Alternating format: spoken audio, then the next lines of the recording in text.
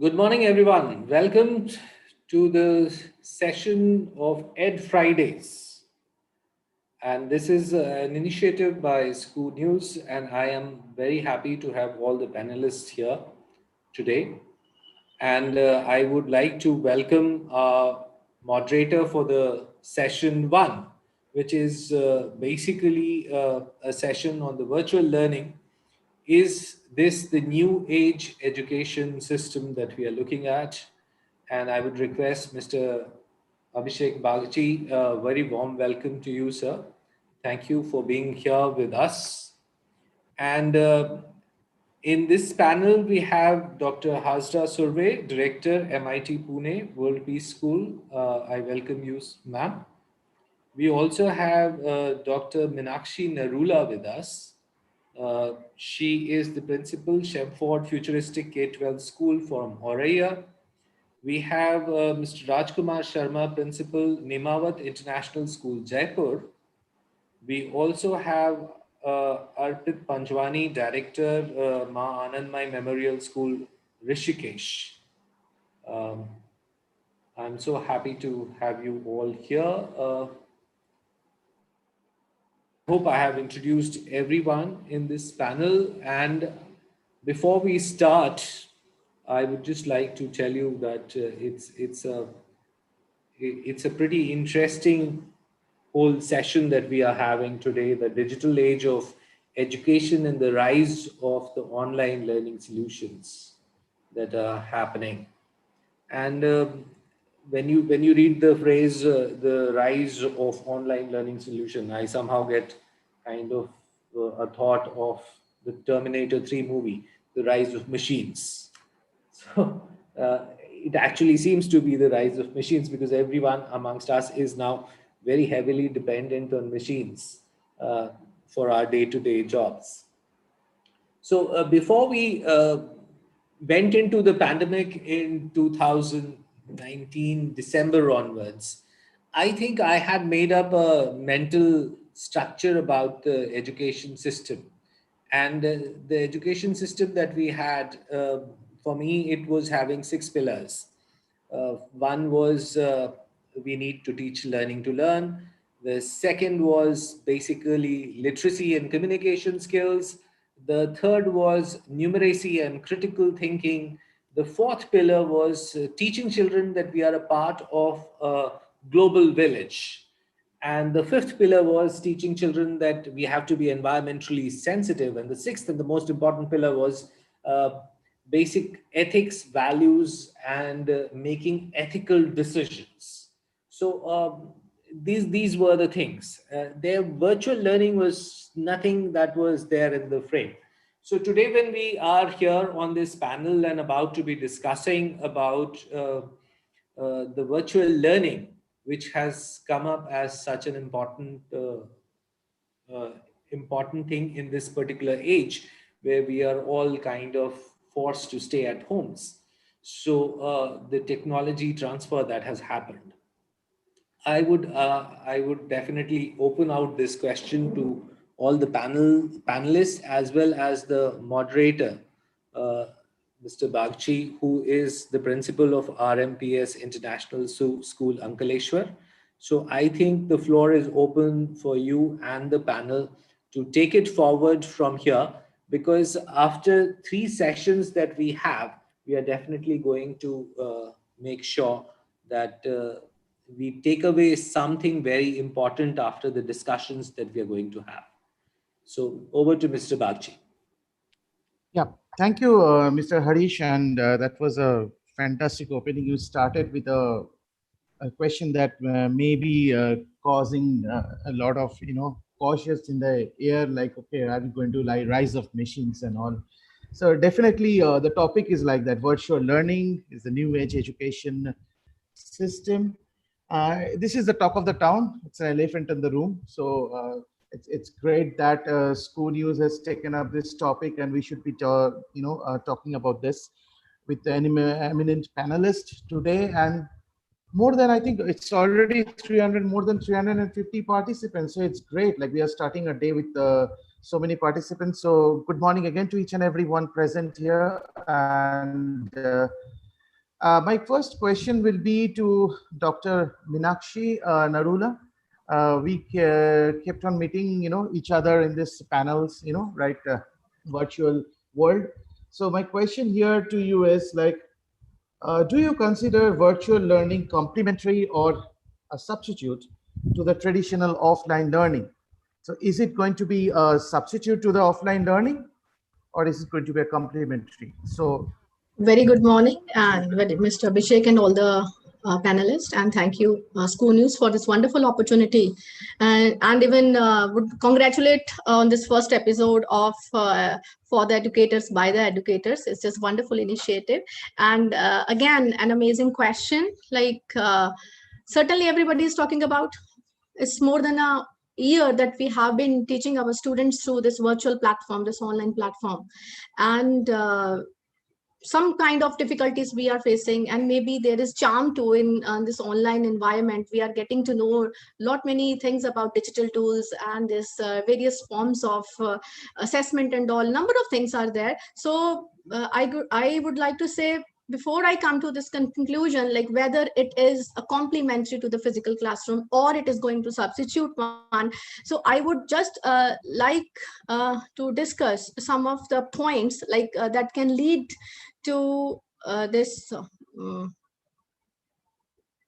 I suppose my screen is visible. If you talk about online versus offline learning, right? So here comes, first of all, accessibility. That is really very, very important. When we are teaching through this online mode, this was not our choice, but we had to go for it. We were not having any other option. If you check, most of the students, they could not have access to e-learning because of number of reasons.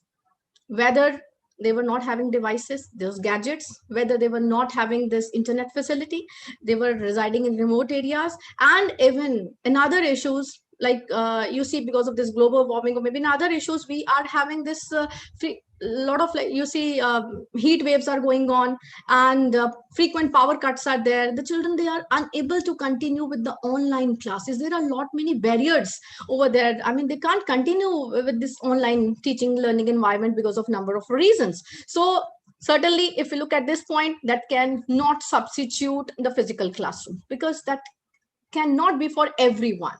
If we talk about self-paced learning, this is a wonderful aspect. Even the children, they are getting self-sufficient too. They are getting independent. They love to go through self-paced learning. When we talk about differentiated learning, everybody cannot learn and go at its own pace. So, same pace. So they want different pace to cover the syllabus, to understand the things. Some children, they just grab very easily the concept. Some children, they take some time to understand. So certainly we would like to go for this self-paced learning. Is a wonderful idea, and maybe should be incorporated in our classes along with the physical classrooms. If I talk about kindergarten online teaching, I don't think all of you who are listening to me, is it possible, is it feasible for our little ones to be in front of the screen all the time? It is really very, very difficult. Maybe they are attending to 1 or 2 classes. Being a mother of a 3-year-old child, I know very well how difficult it is to make the child sit in front of the screen, and there is no physical connection, interaction. That's not happening over there. So I don't advise, this e-learning, it can be a substitute, but as per different age groups. Right? For higher education, it can be. For even senior secondary, middle classes, we can think about it, but not for the kindergarten classes, the pre-primary, primary classes. That cannot be a substitute, but certainly be a complementary to the physical classroom. And another time, screen time. This is for everyone, irrespective of any of the age groups. So time limit should be there, but we are not able to go for it. Can we stop our students from playing games that they are already playing on their mobiles, on their laptops, on their iPads and all? And in addition to it, if we just substitute our physical classrooms with the so-called Zoom rooms or whatever platform we use, that cannot be done. Okay, that will just increase their screen time and affecting their visibility. So again, this factor can be considered, like certainly that can be complemented, but cannot be substituted. Another one, I mean, very, very important, fair examination. I mean, if we teach through this blended online mode and we go for this online examinations only, the examinations can never be fair. No doubt, so many add-ons are available. We can use that those add-ons also, but really, I mean, you would all agree, examinations can never be fair on this online environment. Another point I would like to say that is I really love of this e-learning platform is artificial intelligence integration. Even at this platform, I would like to say CBSE's initiative collaborated with Intel, and right now they are, you see, they are training so many teachers to use AI integrated lesson plans in number of subjects, be it English, be it Hindi, I mean, whatever subject is, language, science, social science, they are incorporating artificial intelligence in lesson plans, and that is a wonderful idea. And that would not have been possible if we would not have switched to this e-learning mode. And gamification is a wonderful idea. We have been using plethora of gamification tools on this online environment. But if I would like to say, those board games that we used to do earlier that are getting obsolete. So that should also be taking that place again, physical plus online mode. And this I already talked about, I mean, student-teacher interaction. See, I mean, we are missing this. So the little ones, they are missing the teachers' interaction, that chit-chat, that informal talks that are not being happening on this online environment. So they can never substitute. And Yes, another yes, thing I would like to say, Dr. sir, I'm just... Meenakshi ma'am, Yes, sir. are you like finishing? Because like we have got other panelists who, you know, I need to ask questions to the other panelists. We have got some. I'm just going to wind to my last slide, because to sum up, I would like to say blended learning would certainly be the wonderful idea to go for it. So it can complement, but it can not substitute. This is what I just wanted to say. So let me stop sharing my screen. Yeah, thank you, Mr. Abhishek. Just would like to talk about that. Thank you, ma'am. It's like I know, like it's a pretty short time to cover such a huge range of topics, and so many things, as you said, blended learning and self-paced learning, personalized learning. So all things are coming into the picture. Thank you very much for covering so many points in such a short time. So my next question, I'll be passing it to Mr. Arpit Panjwani, right? Have I pronounced it right, sir? Absolutely, very right. Yeah, spot on. Thank you. So your question will be like more specific implementation, right? I would like to know what can be the 5 most vital factors that can make virtual learning most effective, because ma'am already spoke about a lot of factors. Right. As per you, Absolutely. As per you, what can be the 5 most? I'll keep it rather short, Mr. Bakshi. Great question. Thank you very much. Thank you, of course, to Ravi and ScooNews for having me over. Just in brief, 5 points. I think Dr. Meenakshi summed up a few of them already, but do not undermine professional development. Extremely crucial. It's very new to us. The entire gamut of virtual learning. There's so much that we can learn in terms of collaborative, assistive, and productivity tools that we must keep exploring and encouraging our educators to keep becoming better versions of themselves. There are newer things that come every day, and we must, as school leaders, encourage teachers to keep exploring them. We should not forget the hardware side of things, because a lot of our students, especially like ma'am said, I belong to a rural area, and there are tremendous limitations with respect to not just hardware, but of course bandwidth as well. A lot of students just operate on 1 GB data per day, which is not enough to access, all kinds of things that we need them to learn. Number 3, we have to keep students motivated. Like ma'am was talking about gamification, extremely important. Teachers need to get creative.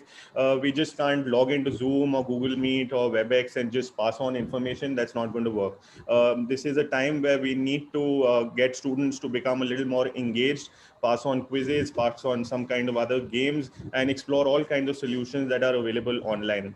Number 4, it's very important to monitor the progress. I think we have been doing very little of it. Everybody thinks like students are learning, but each time I tend to interact with students, I tend to assume or not just assume, I tend to, of course, assess that they've logged in, but cameras are not open, they've not learned anything. So there's obviously, we all know a difference between teaching and learning. So it cannot be a one-way traffic, which it has been for quite long now. Over a year, it's just been passing on information and not assessing exactly what is learned, and therefore the outcomes are very poor. Number 5, we need to create a supportive learning environment, because at the end of the day, they're just kids, they're just students, and we're not giving them any form of open learning, open forums, collaborative discussion forums, or any kind of engagement tools where we can, really get something out of them. It's been a one-way traffic for too long, and project-based learning is the way forward, in my opinion, where we can really give kids assignments to sit together, work together on their own at their will, and of course, at their self-paced learning paces. And of course, number 6 point I noted down, you asked for 5, but the 6th one, I think we've really been undermining. Parents keep saying ki iska to koi use nahi hai, ye sirf eyewash hai, sham hai, and all of that. It's very important to build an engagement with parents and sit with them and make them understand that this is actually productive and can be done. The more of that we do, the more the success rate is going to be. I think I visualize each time I speak to a parent and try and convince him, they motivate the child to log into the classes and really learn something out of it. So that's Absolutely, about it. The that's possibility is endless, and we can keep doing that. brilliant. Like it's like compiling the whole thing into 5 or 6 points. It's like motivation, creating proper environment for the students to learn, check for understanding. As you said, it's a very vital thing that we often miss out, because the teachers are like busy finishing syllabus, but that whether the learning is happening or not, that's extremely important for each and every one of us to take care of. I will pass. My next question will be to Dr. Hazra. Yes, yep, and it's a kind of little tricky question, ma'am. I know, there can be a lot of discussion on it, but I would request you to keep it as short as possible. Do you think it is possible to impart holistic education that includes socio-emotional learning through this virtual education or virtual learning? That is a little tricky one. Yes. Good morning to everyone, and I would like to thank ScooNews also for this opportunity. Now, the question about holistic development. When we are talking about holistic development, it would include the social aspect, the physical aspect, even the emotional and psychological aspect of a child. But what we are doing right now in virtual learning is way different than we can tag it actually as holistic. The role of the instructor becomes very crucial in this part when we want to also going for holistic development. Traditionally, we have always been trained to conduct classroom in a physical setup. We have been trained to take care of the learning environment in the classroom, but nobody has actually trained the teachers to take care of a child on an online learning process, or a virtual or a hybrid model, or whatever you call these days. What I feel is, for a holistic development, a child needs a setup also, which is physical in nature rather than only online. The cognition and the social factor is quite missing in this online transactions of the complete knowledge-based education that we're talking about right now, where the focus is more on content rather than skill. The most important role of cognition is that when the child or when the student, they must be cognitively engaged in the learning process, which is missing in the online virtual platform that we are using. The role of the instructor, as I mentioned, because most of the points have been covered by the first 2 panelists who have already mentioned a lot of effective methods of having the virtual learning platform. But I feel schools should start, because this is a major missing which is happening across the globe, I feel. Now, when I see students who were in UKG in 2020 and grade 1 in 21, I don't see major difference. They are missing out in a lot of aspects. They might know few content more, they might know few tables more, or maybe their vocab has been building up with so many things happening online. But yes, the physical nature which enables the environment in the school to develop their skills, to develop them psychologically or emotionally is missing, and it should be started as soon as possible. So I do not agree to the fact that holistic based education, because holistic, everywhere we keep on listening to holistic based, but holistic based involves all these factors. It cannot be only knowledge or content based. So I will rest my case because it's a highly debatable issue. So I hope the people who have also joined in can have an opinion about it same. But I agree with a lot of principals across India that we need children in the school, because right now schools are just buildings. Only when the children will come to these buildings, this will actually become schools for us, where the holistic education will take place, whether it is skills, whether it is craft-based education, whether it is project-based. It will all happen, and it will lead us to a holistic-based education only when we have the children in front of us in a physical setting rather than the virtual one. Thank you so much. Absolutely, Dr. Hazra. I don't know how many of you will be, how many of you present here will be agreeing, but I am absolutely agreeing with you. Holistic education, including socio-emotional education and physical, is not possible online. So I'm sure a lot of principals are here as a participant here in the audience. Please insist, like try to open your school as early as possible. Yes, I know there will be risk involved and each and everything involved here, but I would rather support if you take some initiative and talk to the government, your local government, and if there is a if your place is not lying in a red zone kind of thing, then you can actually try and open your school at least for the senior classes. So it's time already. It's time. I mean, absolutely agree with Dr. Hazra. Yeah, my next question, the next panelist, the question comes to Mr. Rajkumar Sharma. Can you hear me, sir? Yes, yes, yes. Thank you. So, sir, your question is like, can you mention one success story of virtual learning in your school? Because we have already discussed the limitations, right? And so can you mention us like, so that all participants can get inspired with your success story? Can you mention one success story? Yes, thank you. See, I'm just taking you back 31 year back when I started this journey as a lecturer. Later on, you can say in a boarding school as a PhD.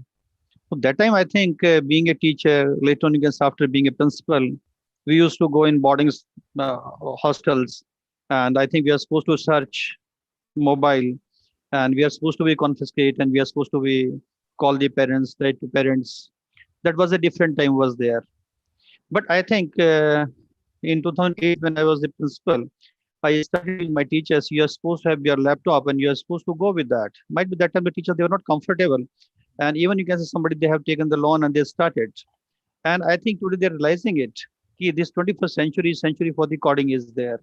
It is I think the digital age is there. And ultimately, I think we are supposed to understand it.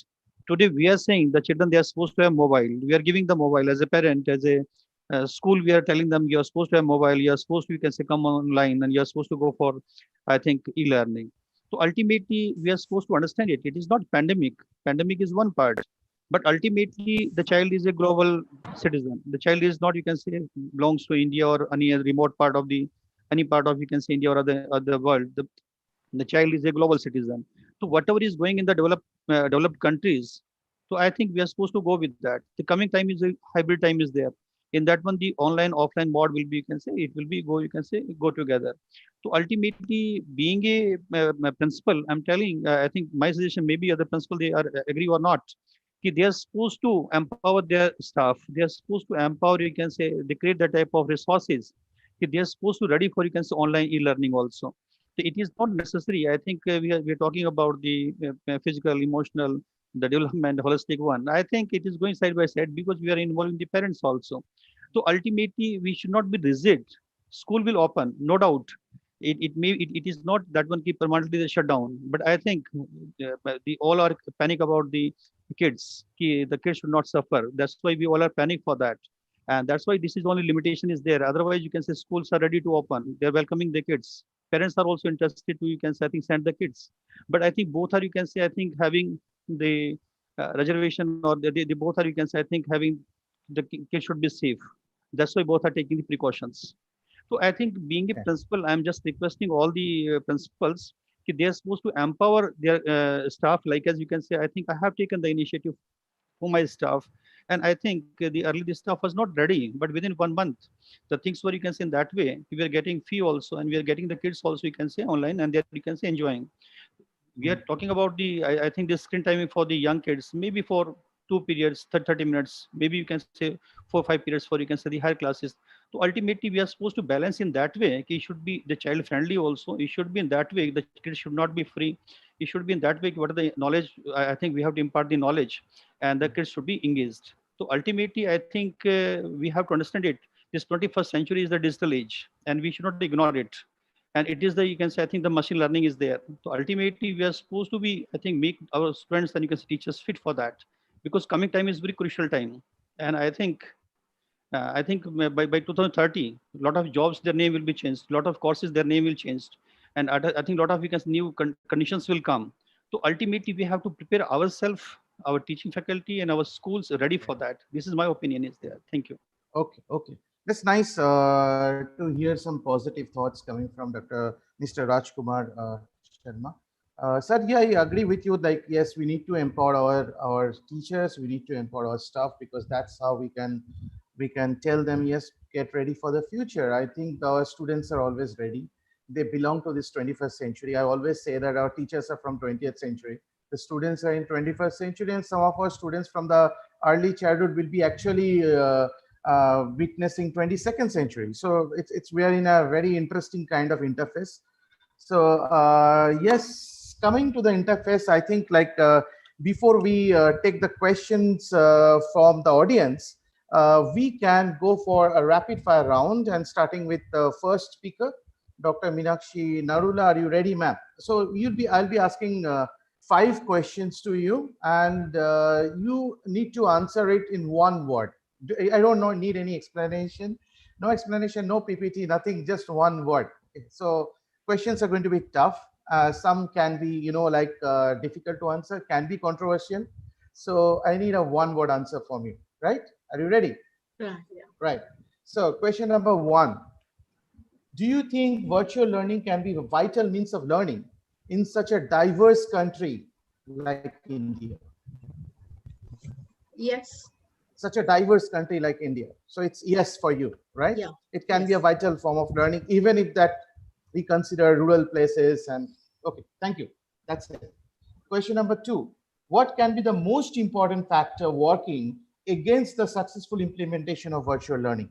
As per you, what can be the biggest challenge? Accessibility. Accessibility. That's it. That's it. Just one word. Thank you. Question number 3. Will you trust a doctor who studied medical through virtual learning? No. No. Thank you. Thank you for being honest. Thank you. Question number 4. Are you sure that all the teachers in your school is ready to implement a successful virtual learning environment at present? Yes. Good. Very confident. Your teachers will be very happy.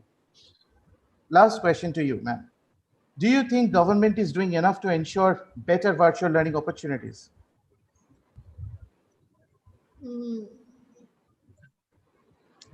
No. Thank you. Thank you for being honest.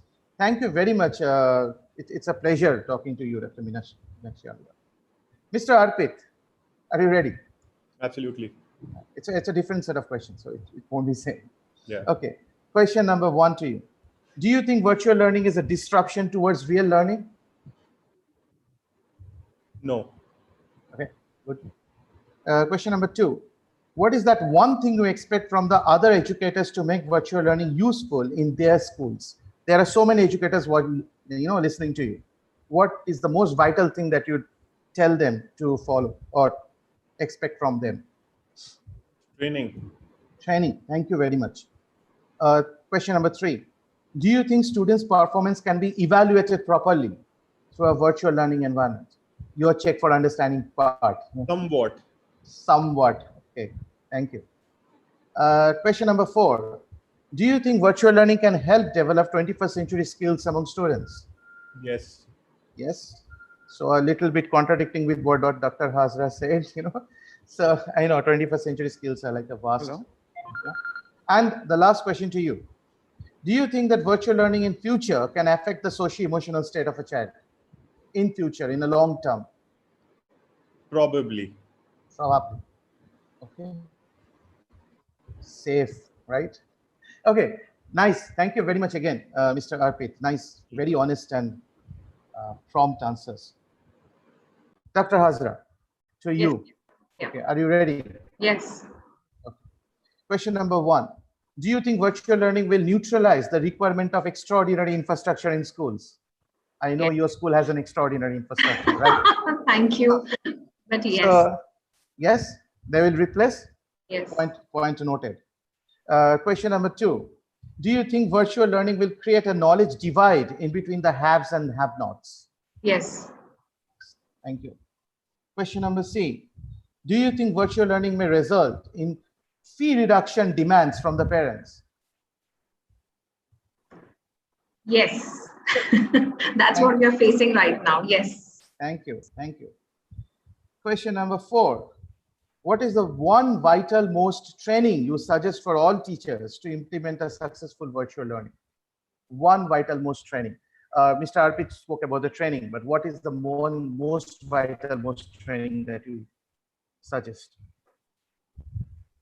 It should be basic ICT training, Okay. usability of a platform. I think the That's compulsory. usability, yes, usability of a platform. They should learn about it. Okay, thank you. Last question to you, ma'am. Do you think virtual learning can be effective even in the early childhood education? No. Thank you. Thank you. Thank you very much for the honest answers. You panelists are excellent, like rocking. Thank you. Okay. The last set of questions to Mr. Raj Kumar Sharma. Are you ready, sir? Yes. Okay. The question number 1 coming up. Do you think virtual learning coupled with artificial intelligence will completely disrupt the present structure of education? No. It will not. You are hopeful. Yes. Okay, point noted. Okay, question number 2.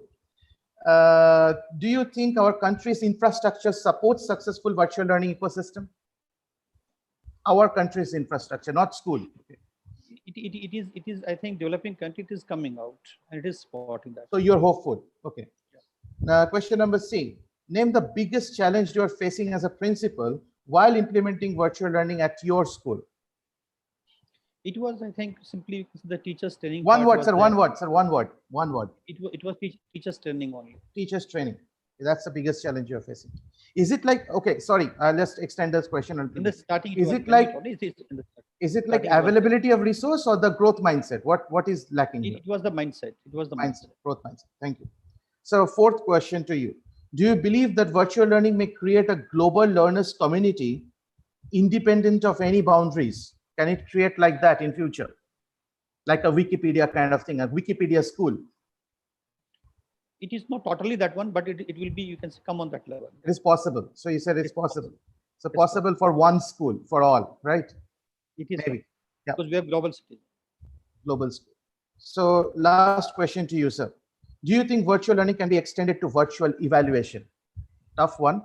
Yes. You can think a little bit. Can it be extended to virtual evaluation? It is because when you say this, yes. This is there. So you said yes. Thank you. Thank you very much. Thank you, panelists. It is a pleasure, being moderating you. So I would try to see that whether there is any question from the audience. Yes, there are questions. Like I'll be opening some questions for you. Okay. So Mr. Narasimha is asking, may I know why do you think examination would not be fair? Who can answer this? Dr. Hazra, because he is asking that, why do you think examination would not be fair in the virtual environment? See, actually, it's all dependent on what kind of examination we are talking about. And what are the grades that we are talking about? Are we talking about primary, secondary, or maybe higher education? And yes, there are a lot of malpractices already which is happening in physical setting. So virtual is a very different ball game. So I don't say that it cannot happen. It may happen. It can happen, but we have to remove some way out for that. Because whenever there is a grading system done, the grading system has to be very authentic because it is a learning evaluation kind of a thing for the child or for any learner at that moment. So I don't say that it cannot happen, but once it happens, there has to be a lot of parameters set in to have the authenticity in place of the grading. Right. Excellent. So there is a wonderful question coming up from Atuna Mitra. I would pass this question to Mr. Arpit. If you can answer this, like students, particularly from rural areas, is suffering much from effect of COVID-19. They have no high-speed internet, no Android mobile, or even power.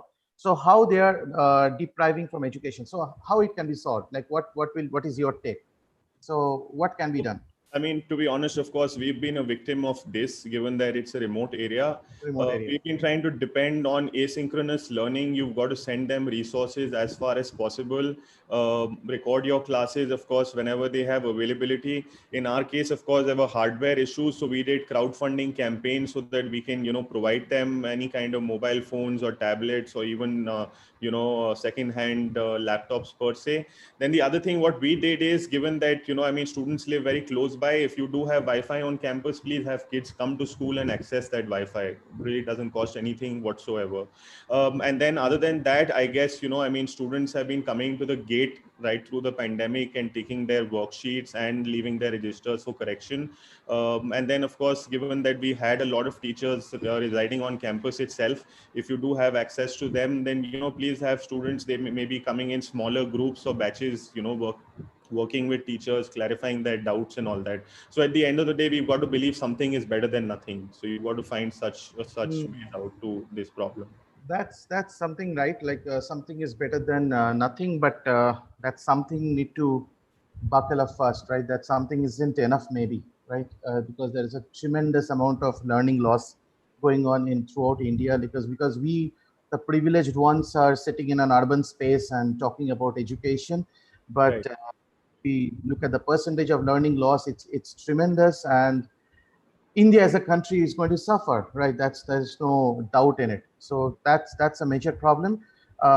There's a question for Meenakshi ma'am. Actually, it's getting extended to that question actually. So how can you ensure fairness in examination, online examination, virtual? Yeah, certainly ma'am has already said, though there are number of tools available, there are number of apps available, we can use various kinds of firewalls or another, but you see that academic integrity, that honesty, that is not there. So various malpractices are being followed by the students. Even if, for example, if the children, they are appearing for an exam on exam.net, where we say the children, they cannot switch between different windows, but I have seen the students opening two parallel windows and maybe some another devices kept aside. So we cannot ensure 100% authentic assessments on this virtual platform.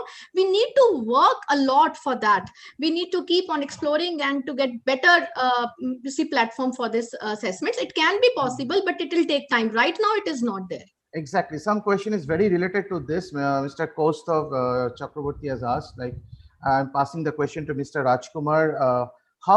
What is your suggestion to the parents? Like, how they ensure that they do the digital monitoring properly? Because that's a very vital question for all the parents as a participant present here. So how the parents ensure that there is a proper digital monitoring? I know in my school also there are a lot of problems going on here, like digital monitoring. Some of the parents are not equipped to do that. So what is your suggestion for that? See, it is, I think, a relevant question in this, e-learning one. So first of all, I think early the parents, they were, you can say, outside the classroom. And the child was telling about the school. No, parent is inside the classroom. No, I think the scenario is changed. No, when the child is at home, it means the child is with the parent. And the school, you can say the parent is there in the school only. We can consider like that. So ultimately, we have to tell the parents it is a mutual responsibility of both. It is school also, you can say, the parents also. It is not one-sided. It is mutual responsibility. So I think in that one, if you are saying something, we're giving instructions, and the parents, they're following, and they're, you can say, helping us. So I think ultimately, whatever the goal we have set, we are achieving that one. So ultimately, for this one, the parents are coming forward, and whatever the instruction given by the school, I think 80% they are following it. Maybe I think just now the ma'am, she was telling about, you can say, the assessment part. Maybe it is a 10%. I think offline also, it was possible when teacher is lenient on that one. You can say, I think in that part that was also there. The cheating part, that was also not, you can say, sometimes fair. So ultimately, these are the pro and cons. These are, you can say, both the sides. So ultimately, today, you can say, I think we have to take the parents in confidence, and we are supposed to guide them. We are supposed to motivate them, and we are supposed to make them partner, because we both are the partners. So as a partners, we have to join our hands, and we have to, I think, go ahead on this journey. Yeah. So, and adding to what you said, like definitely a relationship with the parents and the school is extremely vital at this present moment. I would suggest all the principals listening here to conduct conduct some kind of PTM on interactions each and every week. And in addition to that, you can actually conduct some training for the parents, some kind of digital literacy, basic digital literacy, how to monitor. There are so many apps which actually can monitor what your student is doing. It is important, because the students are coming to me as a principal. The students are coming to me and saying that they got addicted to online gaming and they cannot stop it. So they are confessing that. They're coming and telling me, sir, what is the way out? They got so much addicted to gaming. So it's a huge problem, right? So Dr. Hazra, before we wind up slowly, and I want to ask you another question, which is like the elephant in the room again. What is to be done with the early childhood, right? This is a big problem. We said no, right? It's not possible, but something needs to be done, right? 1.5 years, they are not exposed to quality teaching. So what can be done in case of early childhood education? If there is any early childhood teacher present here, they will be listening to you. Yes. What I would suggest is, if we are taking this pandemic period where we are having online and virtual learning, we have to balance the synchronized and unsynchronized group, where we can divide the class into, of course, the teachers are going to have the work being developed for them, but we need to divide the class into two parts. We cannot have a large number of audience, because the children over there, we are looking at the parameters where we want the skills to be developed, whether it is gross motor or whatever skills that we are talking about for early childhood education. They need to be in school, but if not, then what are the things? It should be a hybrid model. The classes should be divided, because when they have small set of classrooms, the feedbacks are frequent. The monitoring, the evaluation, the progress can be got into a very small circle, which is feasible for the child also. Because the child at that point of time is wanting human interaction, social interaction. He or she must feel a part of a community, because that's what we are. That's what we are as an adult right now. Also, we are looking, why are we suffering in pandemic? One of the basic things that people talk about these days is life skills, because we are missing the value of human interaction. Google is bombarding us with content. Today, there are n number of companies which are providing content on those steps that you can take this, you can do that. But when a teacher will interact with the child, it has to be small group. It has to be instructor-led. The child should feel participative. The child's cognition and social factors should be kept in mind. And activity-based learning at home, along with what the teacher is doing, if the child is able to do at the same time. But for this model, you need to have a very dedicated parent along with the child. Without a parent and teacher interaction and participation, it will not happen. And that's the reason I said no, because give the child to us, let him or her come to us, and we will take care of it. Absolutely. So this is a time when a teacher becomes a parent becomes a teacher. So it's a co-teacher, co-parent relationship that we need to create here. My last question before we wind up, that I think I will take from the audience. There's so many questions coming up from the audience. I'll take a question which I find very interesting, and I can pass it to anyone. Anyone can answer, Mr. Arpit, Dr. Meenakshi, anyone can answer this. Like there is a chance of of a disruption between a teacher-student relationship in an online platform, because that plays a vital role in the learning, right? So the neural connection that gets created inside the classroom. So what do you think? Like your suggestion, one suggestion to the teachers present here in this as an audience, like what can the teacher do to establish that connection that they expect in a physical classroom? Yes, Mr. Arpit. I would like to say, yes, I would like to say something about it. You see, earlier we used to have, even some of the schools, they are practicing it also. We start our day with the rapport building session, with maybe we can talk about QCT, and we have some kind of interaction with the students for 15-20 minutes. We should spare that time for informal discussion that has to be there, because nowadays on this online virtual platform, we are getting so many, recruitment is also going on. Okay, so many other teachers new are coming and they do not know about the children. Look at those children who have just shifted from childhood to teenage, and they have got really different teachers, and I mean, that is, everything is new for them. So teachers, they need to build connection with them. They were being taught in the class by a mother teacher, and right now they are having different teachers for different subjects. It is very difficult for a child. Exactly. So I mean, this is really very difficult. Please let us just spare some time for those informal discussions should be there. So as we spoke, a lot of challenges came up. Mr. Harish, you can understand like the depth of the situation that these principals are in, and like we all are in actually. So the challenges are infinite, and we are all fighting. And hats off, like huge round of applause to all the principals and the teachers here. Like we are doing great job. So just take your right hand and pat your back if you can. You are doing a great job here, and it's not less than anything that other COVID warriors are doing. So you're doing a great job, because people see that okay, they're saving, the doctors are saving lives, we are also saving lives. Trust me. Okay, over to you, Mr. Harish. It was a fantastic session. I really appreciate all the panelists. It's like my gratitude to all of you. Okay. Yes, Mr. Thank Harish. you, Mr. Thank you Abhishek very much. Bakshi. I think it was quite relevant to the discussion that we had, and I could see all the participants in the panel made a very relevant connect about what they feel about the virtual learning, and we could also see that the issues that they felt about the virtual learning, they were kind of being raised: accessibility, training of teachers, issues about socio-emotional learning, how to handle young kids, and all those things. So thank you once again, everyone. And I think it's a very new and a good initiative of Ed Fridays by ScooNews.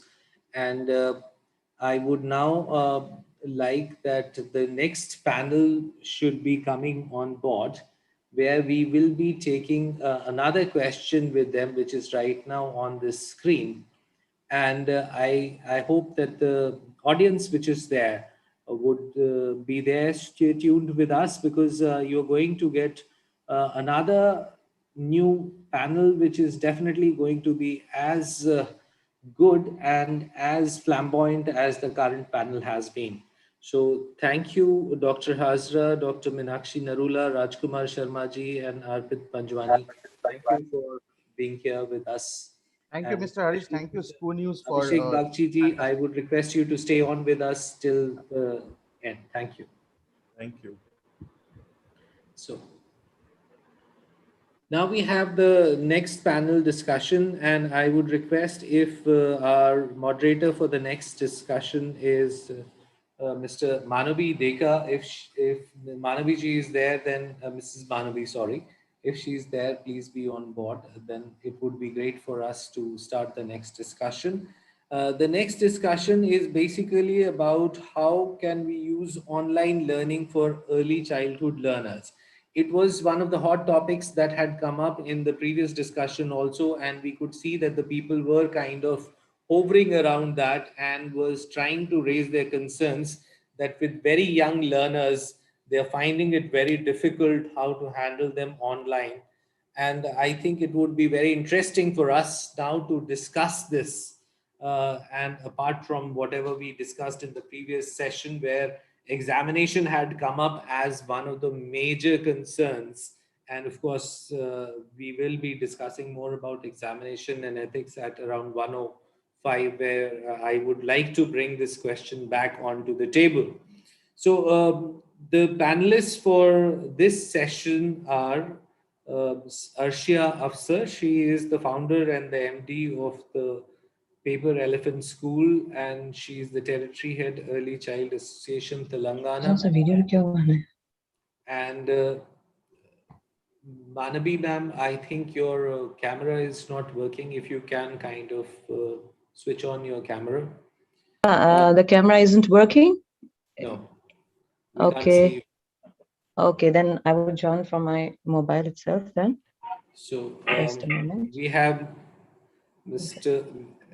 Miss Asma Zaidi, Vice Principal and Territory Head, Focus High School, APER, Early Childhood Association, Telangana Territory.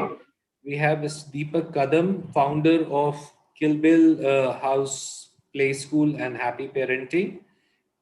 We also have Mr. Chirag Agarwal, founder director, Early Ventions, chain of preschools.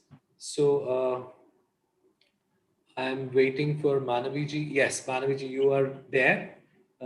Thank you for connecting and your face. And as you know that today, the main topic for this, which actually had propped up in the previous discussion also, and I think it's a big pain point for some people. So the topic is a very interesting one, and I thank Ravi Santlani for kind of picking up this particular topic. And I think it's an extremely relevant one for us, that how we are using online learning for the early childhood education. So this is something which is very, very important, and a lot of audience that we have today here with us, they also want to know that those young children, how they are going to be taught and what is happening and what are the challenges that we are facing. So I'm going to pass on the baton to Manabi ma'am. So here, the floor is all for you, ma'am. Hello, everyone. I am Manabi Deka, founder director Sparsh Group of Schools, Guwahati, and founder Yasashi Foundation. I'm also territory head of Early Childhood Association for Assam Territory, President Wiki Elementary Education Council, Assam. And today I'm really very excited because it's my favorite topic, early childhood education. And me being an educator for more than 2 decades, I mean, in fact, all of us are in a fix how we can do optimum for the early childhood learners. And today's topic, I mean, for the session 2 is how can we use online learning with early childhood learners? Well, initially, after the outbreak of COVID-19, we saw it as a problem, but now we educators as well as parents, being resilient, are trying to find out possibilities rather than concentrating on the problems. And we have done it very well. And I'm sure our esteemed panelists are going to elucidate on that. So, ladies and gentlemen, we all know that the 6 important domains of early childhood development are sensory and perceptual development, number 1. Number 2 is physical, mental, and motor development. Number 3, language development. 4 is cognitive development. 5th is development of creative and aesthetic appreciation.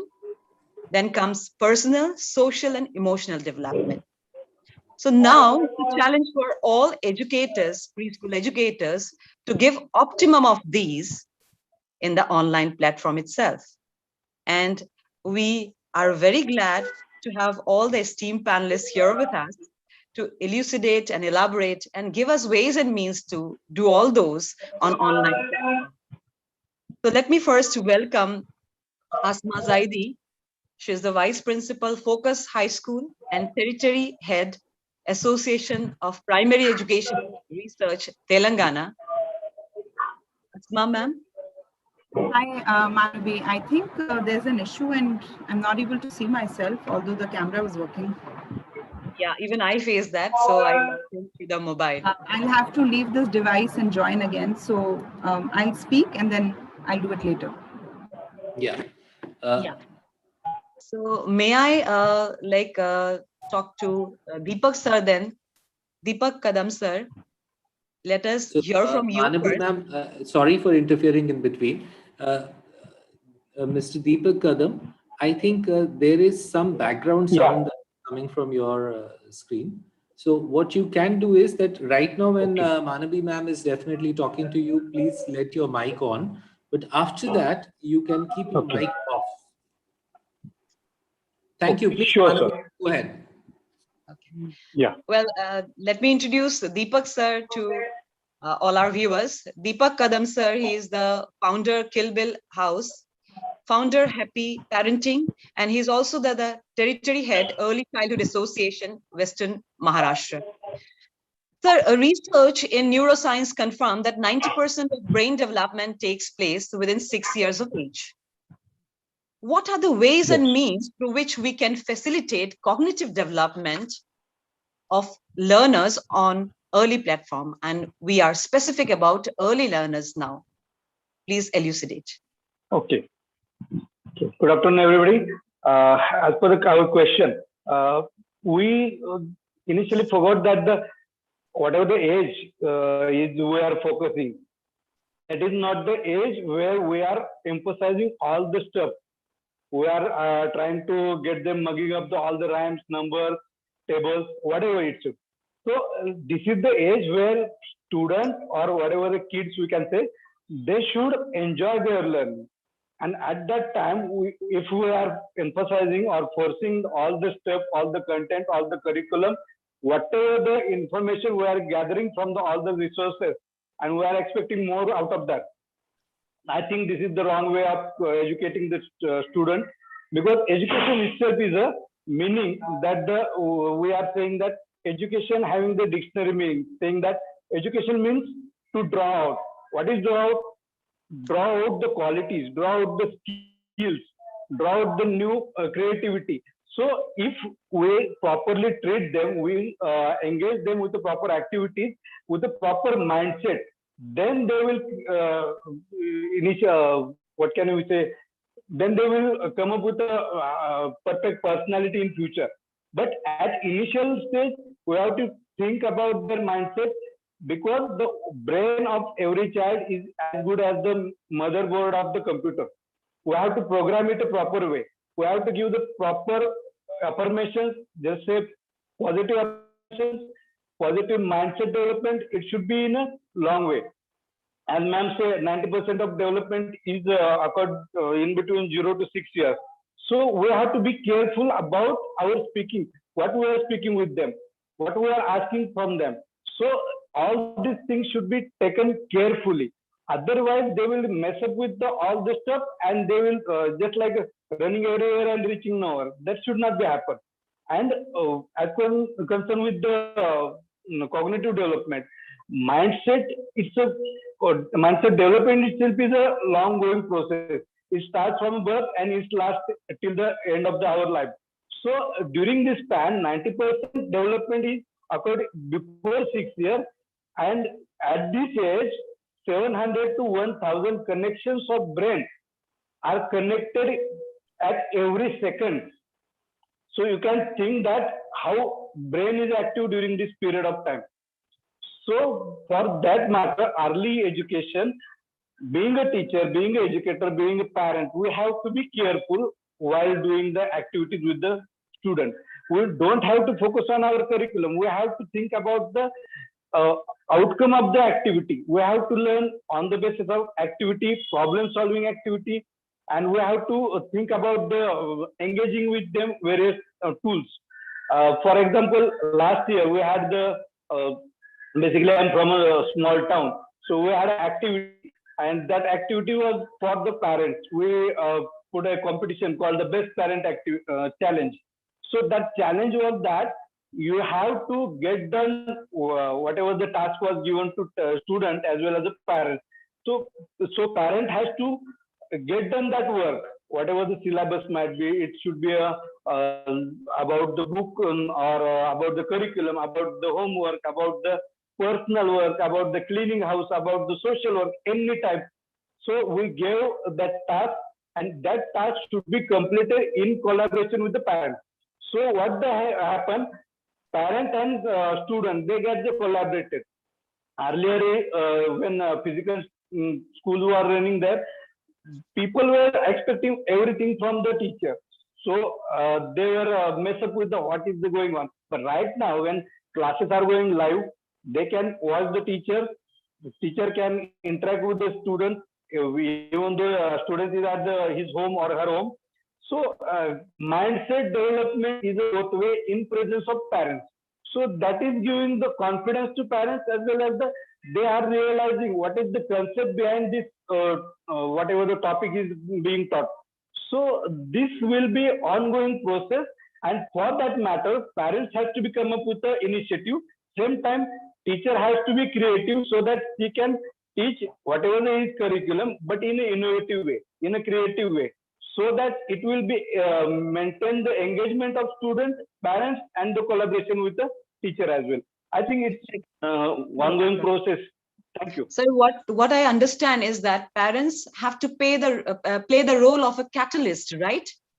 The teachers being the facilitator of everything, like facilitating activities and all that. The parents have to play the role of a catalyst. And I understand from your whatever you spoke, that we actually have to give them more of problem-solving activities at home more than the curriculum for their cognitive development, right, sir? Okay. Yes. So, sir, very well spoken. Thank you very much for enlightening us on cognitive development. Would love to go back to Asma ma'am once again. Asma ma'am, are you there? Yes. Yes, yes. Yeah. You look Hi, beautiful. Madhavi. Can you hear me? Yes, yes. Thank Very you. nice hijab. Very nice Thank color. you. And ma'am, we have been already discussing about early childhood education. We already started our discussion, right? So ma'am, let me introduce you. And we are very privileged to have you here. Asma Zaidi ma'am, she is the territory head, APER, Telangana, Association of Primary Education and Research, then vice principal of Focus High School. So ma'am, your question is, since children aren't going to school now and interacting with their peers, language development has become a challenge for the early learners. And parents cannot wait to lose these important years. How do you think we can do it optimum through online teaching? Begin it from very early years. So please enlighten us about it. So thank you, Manavi, and I'm glad to be here on this panel today. I agree that language development is very, very important in the foundational years, but it does not happen only through peers. There are many different ways in which language can be developed and it can be enhanced, right? So even in the online learning, like I run a school from nursery to class 10. So we have children 3 years old also who are engaged in online learning and they come for sessions. And I'm seeing the progress of the children every day and I get the feedback from parents also.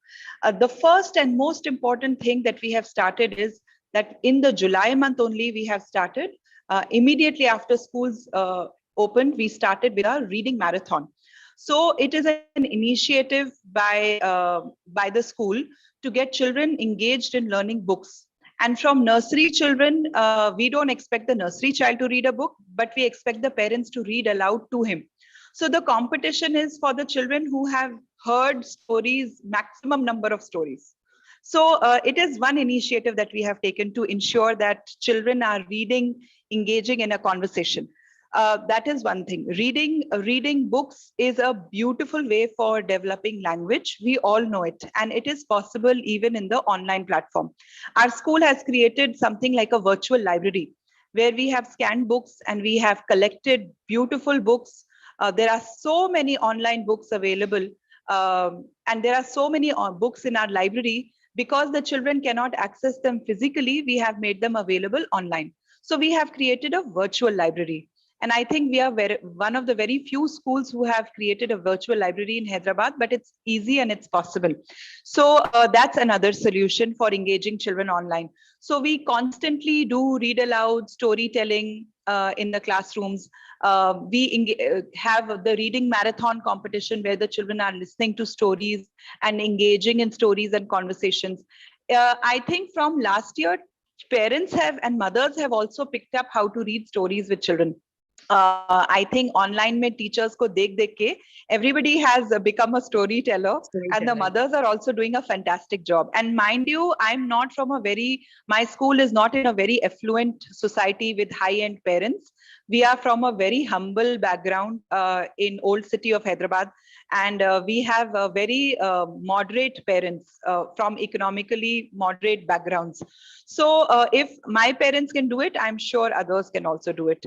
Then we have a lot of focus. I have a great team, and our team focuses on focused conversation and focused vocabulary during the online class.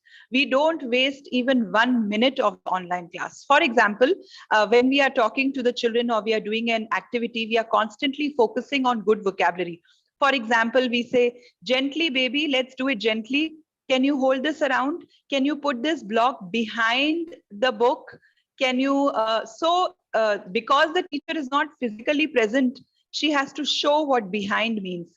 She has to use words like gently, softly, can I please do this? And believe it or not, the children are copying the vocabulary and they are learning it also. So it's all about how you use that online time. Even if it is half an hour, 40 minutes, how do you use that time in class? How constructive you are? Then we obviously have circle time. We have 2-3 circle times in a week. In the circle time, one of the practices that we do, Manavi, is that we have the names of children written on ice cream sticks. For example, one class has got 25 children. Ab sabka naam to nahi le sakte, so we have names written on ice cream sticks, and we have told the parents the strategy that we are dividing the ice cream sticks with our eyes closed into 3 bundles. We don't know which bundle has which name. You also don't know which bundle has which name. So it's going to be a surprise and you have to be alert in your class. So the first bundle, we use the names, all the names in the ice cream sticks to say the good morning song. क्योंकि 25 बच्चों का online आधे घंटे की online class में 40 minutes की online class में you cannot say the name of 30 students in everything. So we divide the names. We take the name of children in the good morning song. Then we use the middle bundle for interacting and asking questions. The children don't know whose name is going to be called, so they are always alert and listening कि मेरा नाम आएगा answer करने के लिए. And the last bundle is for the goodbye song and for everything. So throughout the class, we are taking the name of every child and we are engaging every child in class. And by rotation, every child is getting a chance to answer the questions that the teacher is asking during concept when she's sharing her PPT or video or storytelling or whatever it is that the teacher is doing. Then we do a lot of work on focused vocabulary conversations. So every day we are calling, every week, once we are giving worksheets and things because we want to physically engage the children also and not have everything on screen time. So we are giving worksheets to keep children engaged. We're giving activities to keep engaged. We're giving them the raw material and asking them to do things at home. And for everything, what are we doing? We are using language. We are using good focused, planned language. Planning is extremely important. And then, of course, our all-time favorite is show and tell. So there are a lot of show and tell activities for everything. You are doing the theme, any theme you are doing, we are doing show and tell. Any story we are doing show and tell. After book reading, we are doing show and tell. So show and tell is a fantastic way to get children to record. सबके हाथ में mobile है, सब बच्चों को, even little ones know how to record and show a WhatsApp video or record their thing. So we are doing show and tell, and there are a lot of online platforms. अब online है, online platforms use कर सकते हैं. We use Grid, which is easy for recording, and the whole class can see others. People who have those apps and who don't have fancy phones can use even WhatsApp video call pe, they record their show and tell, whatever they are doing, and they send it to the teacher. So there are many different ways in which I can see endless stories. Yeah, there are so many ways of engaging children. Yeah. So yes, peer interaction is important, and we also do peer interaction. We give children time once for any questions that they want to ask their friends, for a little time chat, a little to say hello, a little time to even ask. So those things, even if the children are talking to their friends, there is conversation. So yes, conversation, the way it is in a physical classroom, conversation is not as diverse as it is in a physical. The children are in front of us. Nonetheless, it has not reduced significantly. There are many ways of engaging, enhancing development, even in the online mode. And I think in my experience from last year with online classes, and even this year, I think it's doing fine. And the children, we have evolved and adapted, maybe. Sorry, I missed what you said. I think we have evolved and adapted to these changes, and we have learned new techniques. We are becoming better day by day, right? And Asma ma'am, we have got fabulous comments for you and your activities here. Yes, absolutely. So, I think it's going to be endless if we keep on listening to you, because I am excited with all the activities you are saying, and I'm noting down literally and going to implement it very soon, madam. So, ma'am, as I focused conversations also made big difference, Manavi.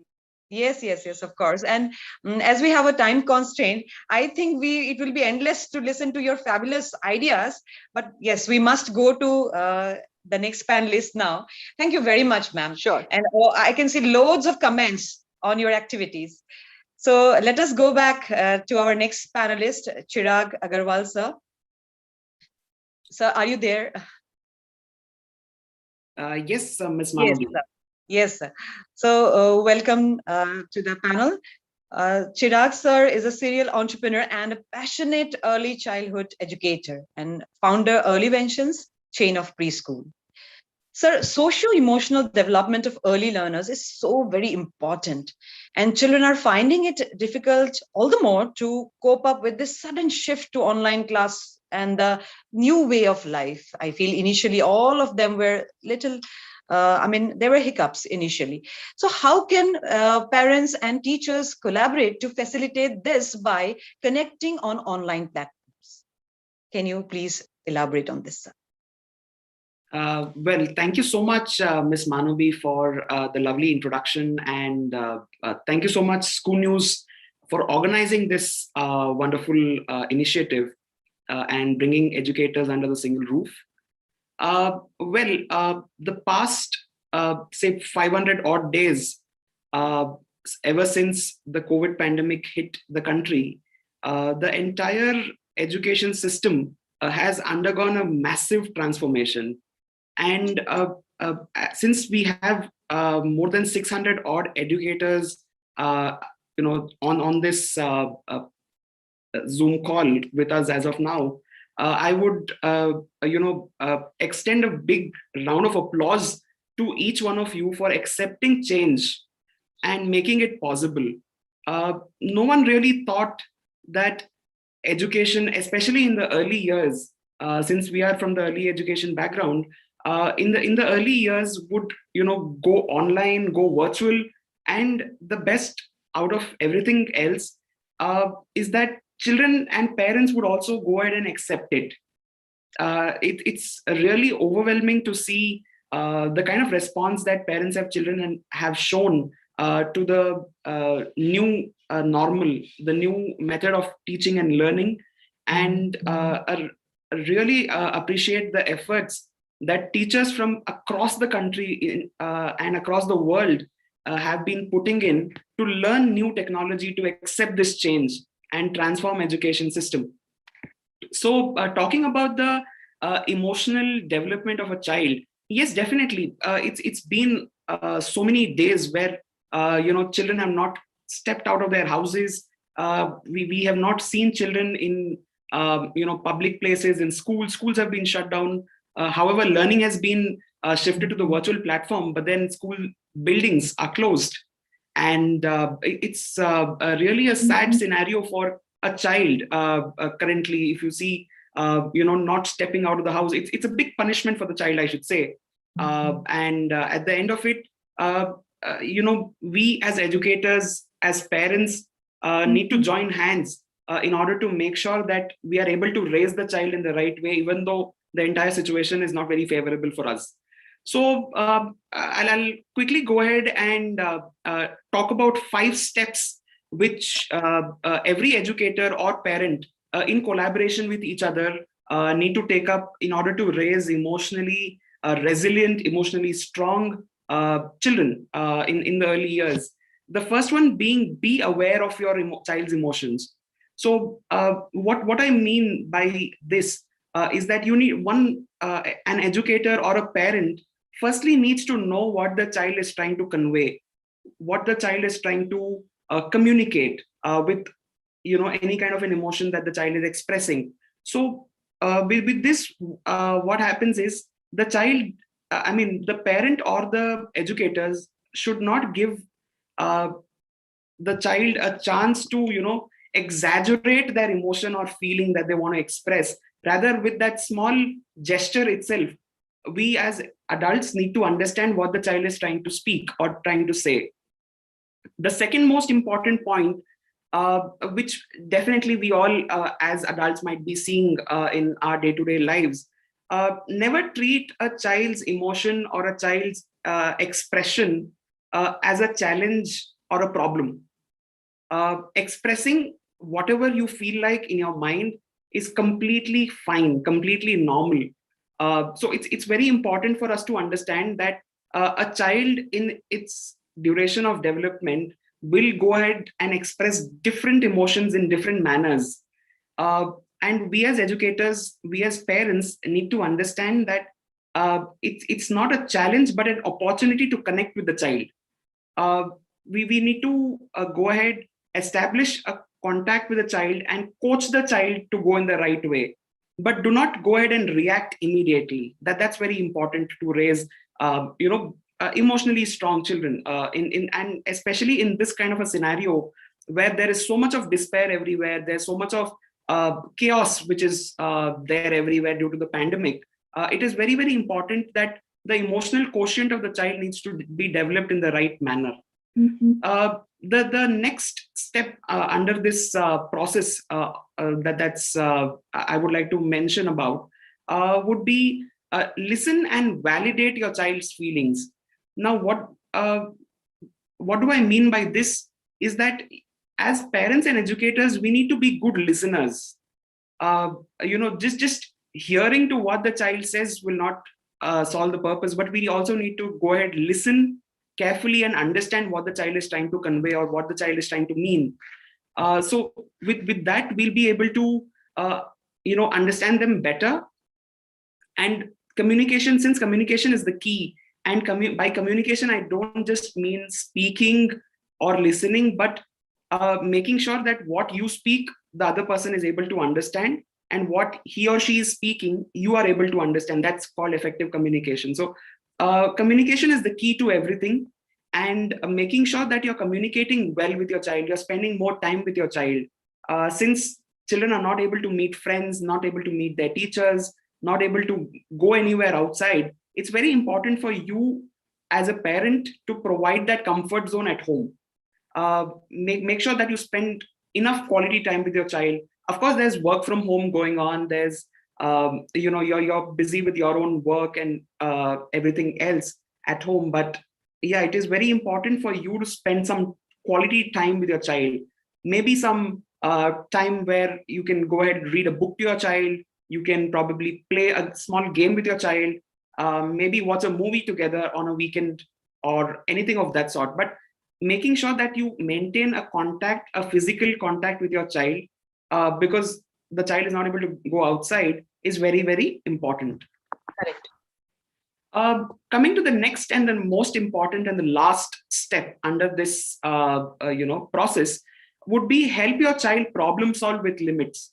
So now we need to make sure that we also explain children that every emotion is fair enough. Every emotion that you wish to express is acceptable, but all behaviors are not. So emotions and behaviors are two different concepts which needs to be made clear to the child in the early years. Because what happens is we need to treat, as I mentioned earlier, we need to treat it as an opportunity to learn.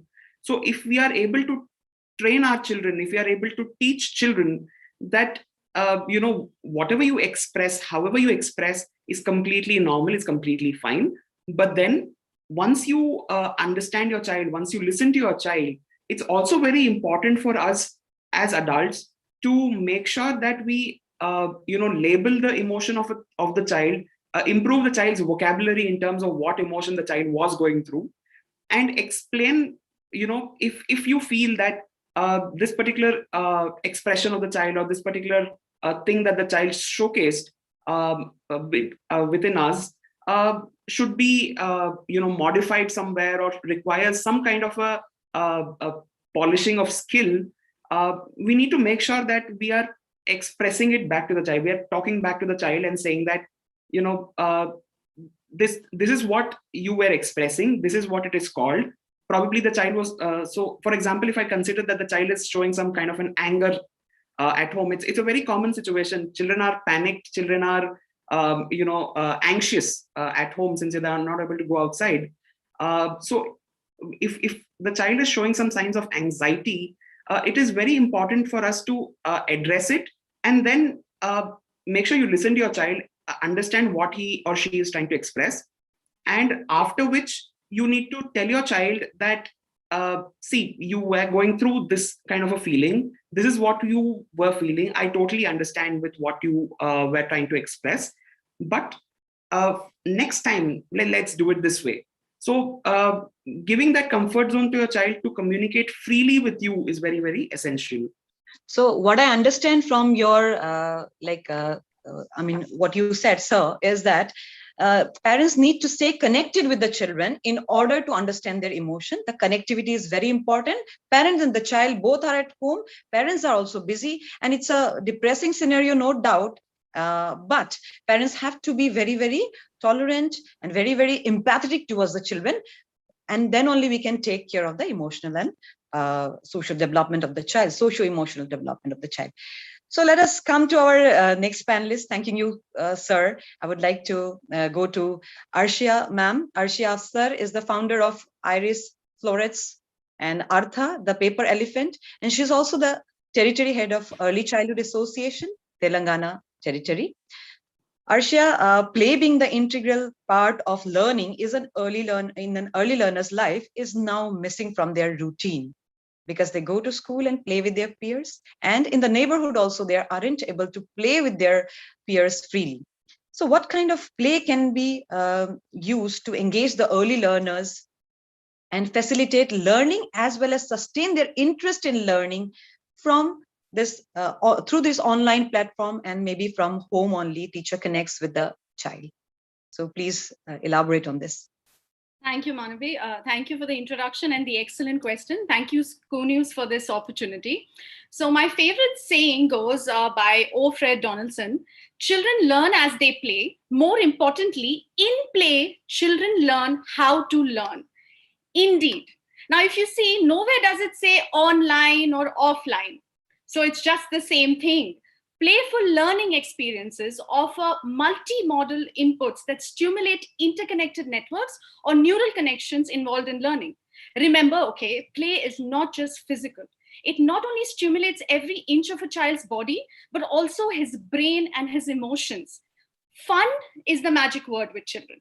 It is this fun and play that facilitates learning, growth, and development in children. Educators need to be empowered, and parents should become the collaborators. Nothing is possible without fun, engagement, empowered educators, parents playing the role of a catalyst in online classes. In fact, I most often see preschoolers enjoying their learning more than the higher grade children. It's a fact. Yeah, actually. Yes, I will quickly shift from why play is important to how to create playful experiences during online teaching. This is what we're here for today, right? I hope my quick and simple techniques and tips help the educators out there. So I'm going to throw light on both the unstructured play and the structured play, as both are equally important to ensure that learning outcomes of each class are met through proper planning. For the unstructured play, the teachers can ask the parents to take photos of the children at play, share them with you. You will see what they are building, drawing, or some sort of fantasy game that they've created. You can also schedule a one-on-one with each student, ask them what they're interested to play at home, what materials they use, where are they playing, what do they love doing, take careful notes. These you will use to build your structured play. Now I come to my favorite part, which is the structured play by teachers. I'm going to quickly give you easy tips here. Pretend play. The day you teach children, say about birds, for example, ask them to spread their hands like wings and try to fly. Now you teach them some vocabulary here. You teach them about the birds. You teach them the birds have 2 wings. You tell them to point to the nose and say that the nose the birds have are called beaks. So you see physical development, creativity, imagination too. Now, through pretend play, I usually advise the teachers also to suggest imaginary phone calls for the children to take their frustrations out for social emotional development. Storytelling is an excellent social emotional development skill. Now, that's also very fun, very playful. I call this the SODAS principle, SODAS. S for explaining a situation, give them options for O, disadvantages of each option, advantages of each option, and then in the end, S, let them choose a solution. So SODA's principle, let them make their own decisions. Then mirror, mirror on the wall. Ask the children to get mirrors while you're online with them. Ask them to point to their sense organs. Ask them to even count their sense organs. Remember, you also have to get a mirror, name and count your sense organs too. Language development, thinking skills, numeracy skill development. Simon says, ask them to repeat your actions. Put one hand up. Simon says, touch your nose. Simon says, make a happy face. Simon says, make a sad face. Language skills, social emotional development, vocabulary building, numeracy skills, freeze dance. Ask them to dance while you play some music and then freeze the music. Listening skills, cognitive skills, motor skills, memory game. You can play this by showing and then hiding items with a cloth. Show a full picture if you want to. Ask them questions relating to what they have seen. Thinking skills, observation skills, excellent recall skills. Just us. This is one of my favorites. Ask the children to have fun without adults on screen. Can we please start the wrap up? Yeah, sure. Ask the children to be there online. Parents don't have to be part of this. They can be in the background. Children can have just fun. So I just have 2 minutes. I'm going to wrap up. Mud, sand, and water play. Children can play with their fingers. They can stamp on their feet. Sensorial development, motor skill development, musical instruments at home, left brain, right brain, pituitary gland, enhancing creativity. Ask the children to play hide and seek. Helps in building stamina, muscle development, balance, agility, coordination, even helps in listening and concentration. Also helps them to remain silent and still while someone is trying to find them. This is my last 2 minutes. ScooNews, last 2 minutes. STEM activities. Let them play with pepper, soap, glass upside down with water, paper to hold it. Language skills, cognitive skills, motor skills. Shadow play is something you can do as well. Origami, making sandwiches, creativity. These are excellent. I'll end with my one of my favorite games, thumbs up and thumbs down. When you say something correct, thumbs up. Elephant starts with the letter E, makes an eh sound, thumbs up. Apple starts with the letter D, makes a D sound, thumbs down. Language skills, cognitive skills, social skills. So you see, creating playful experiences remotely may be complicated at first, but then it can be easier than reading math and writing lessons too. Yet, if you all believe that a crucial part of learning is play, we owe it to our children to find a way to teach this remotely. Someday, we will return to our classrooms. And when we do, we hope our children come back having played, taken risks, tried new things, dreamed, discovered about themselves and each other. We can help them do this by finding ways to encourage them to keep playing, keep playing. Excellent, Arshia. Harish, sir, actually, we had so much to tell about early childhood learners, 20, 30 minutes are not enough. We already started our discussion long back in the group and it is endless. But then thank you very much for this wonderful session. Thank you, everybody. Thank you, Manabi. I think it was pretty interesting to learn from Ashima Zaidi, Arshia Afsar, and Mr. Chirag Agarwal and Mr. Deepak Kadam about the details of how we can make more interesting the classes of early childhood and how play can bring about a lot of learning, and especially the virtual classes can also be bringing in. Though there are many questions about virtual classes for young children, I think I'm going to raise them up with Manabi in due course as we kind of connect further. Thank you. I think a lot of audience enjoyed what you all shared, and it was a great learning. Thank you very much, sir. So now we move on to the final session of the day, where we are going to have new panelists. And this next panel is going to be moderated by Mr. Dheeraj Mehrotra, Principal, NPS International School, Guwahati. Welcome, Dheeraj sir. Namaste. Thank Good you, to sir. see you. Thank you. Thank you, Harishji. Such a pleasure having you here. We will be having in this panel Dr. Jasjeet Sood, Principal, OPS Vidya Mandir, Karnal. Welcome, Jasjeet ma'am. Good to see you. We also have Shifali Sharan, Principal, Asian World School, Jaipur. Shifali ma'am, namaste. Good to see you. Good afternoon. Same here. It's nice to be here. Yeah, we have Shilpa Jejurkar, Principal, Amber International School, Thane. Shilpa ma'am, namaste. Good to see you. Good afternoon. We also have Mr. Gautam Rajgaria. Namaste, Gautam ji. Very nice to see you here. And we hope that we are going to have a good discussion. The topic for this particular panel is the best practices and the future of hybrid learning. Now, obviously, we have been discussing mostly about the online learning today, and we have been seeing whether it is the future for us and how the online learning for the early childhood is going to be very crucial. And at the same time, now we come to this discussion of the future of hybrid learning. So I would leave this topic with our esteemed panelists, and I hope that you will enjoy, along with the 600, close to 600 participants that we have in this particular discussion. Each one of them is also looking forward to the discussions and the questions that you would be raising. Many of these questions are going to give answers to some of the questions that they also have. So I look forward to this discussion. Over to Dr. Dheeraj Mehrotra. Thank you, Arijit. Thank you very much. And thank you, ScooNews. I'm really excited to be the moderator for this session. I welcome the wonderful members, Dr. Jasit Sood, Madam Shefali Charan, Madam Shilpa, and Mr. Gautam. Happy to have you all here this morning.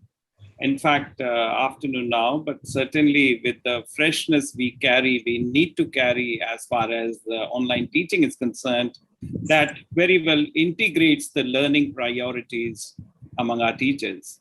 The topic today talks about the digital age integration, and the very comfort level of the deliberations which the teachers are trying to encapsulate to make our children at pace and at comfort.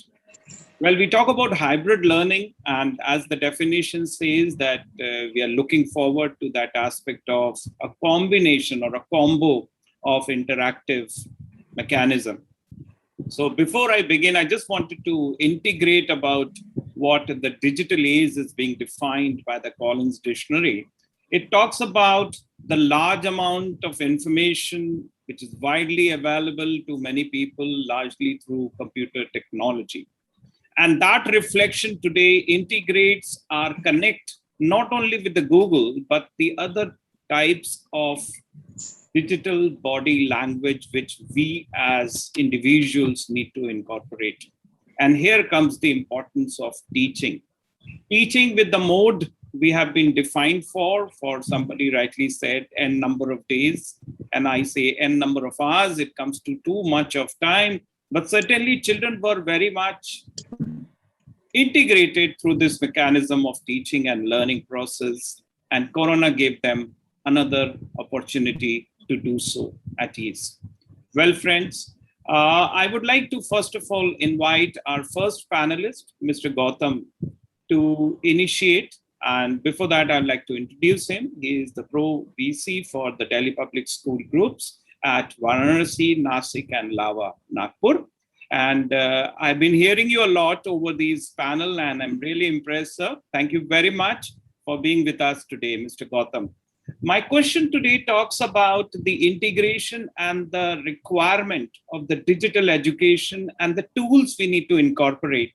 Children are at ease with the usage of a platform like that of Zoom, but how do you think a blended learning approach of this type would talk about reality in our classrooms when we go back to the normal classrooms, which will be on cards? Very soon we'll be, inviting them at our portals. So how do you think this change will affect, and will that be a lifelong habit for them as a learner? Thank you, Dheeraj. Thank you. Very happy to be here amongst all the educators, the teachers who are watching. Thank you, ScooNews and Ravi, for inviting me on this. Dheeraj, a very important question and a very forward-looking question, I must say, is what happens when children actually go back into the classrooms? I would like to start off by telling you that children are learners, by habit, and they imbibe what they have been doing for the last couple of months, probably last couple of years. I think children have kind of gotten adapted to the whole scenario wherein learning is now available or happening to a very large extent on the screen. Now, when I say that learning is happening on the screen, there are a couple of myths where we hear parents or some educators saying that learning is not as good as what it was in the physical classroom. So when we go into the physical classroom, we do away with this system of online education. My take on that is that we have really accomplished something which is very unique, which probably would have happened 10, 15, 20 years later. Because of this pandemic, it has been a blessing in disguise that we have all come to this understanding that online education is the future. And maybe hybrid learning is the right way for us to approach right now. So when children come into the online classrooms, I think it is going to be beautiful, because the best aspects of online education, along with what was missing in the online, which was the face-to-face interaction or the interpersonal skills that was missing in the online scenario to a large extent, is going to be bridged. A couple of things that one has to be very mindful about when they come into the online, into the physical classrooms, keeping the online aspect in mind, is that when children are back into the classrooms, what are we trying to teach them there? Do we only focus on academics, as some people say that a lot of academic loss has happened? Do we go into that? I would say we focus more on the emotional well-being of the children when we are back into the physical classrooms, because that is something that has been missed out to a very large extent.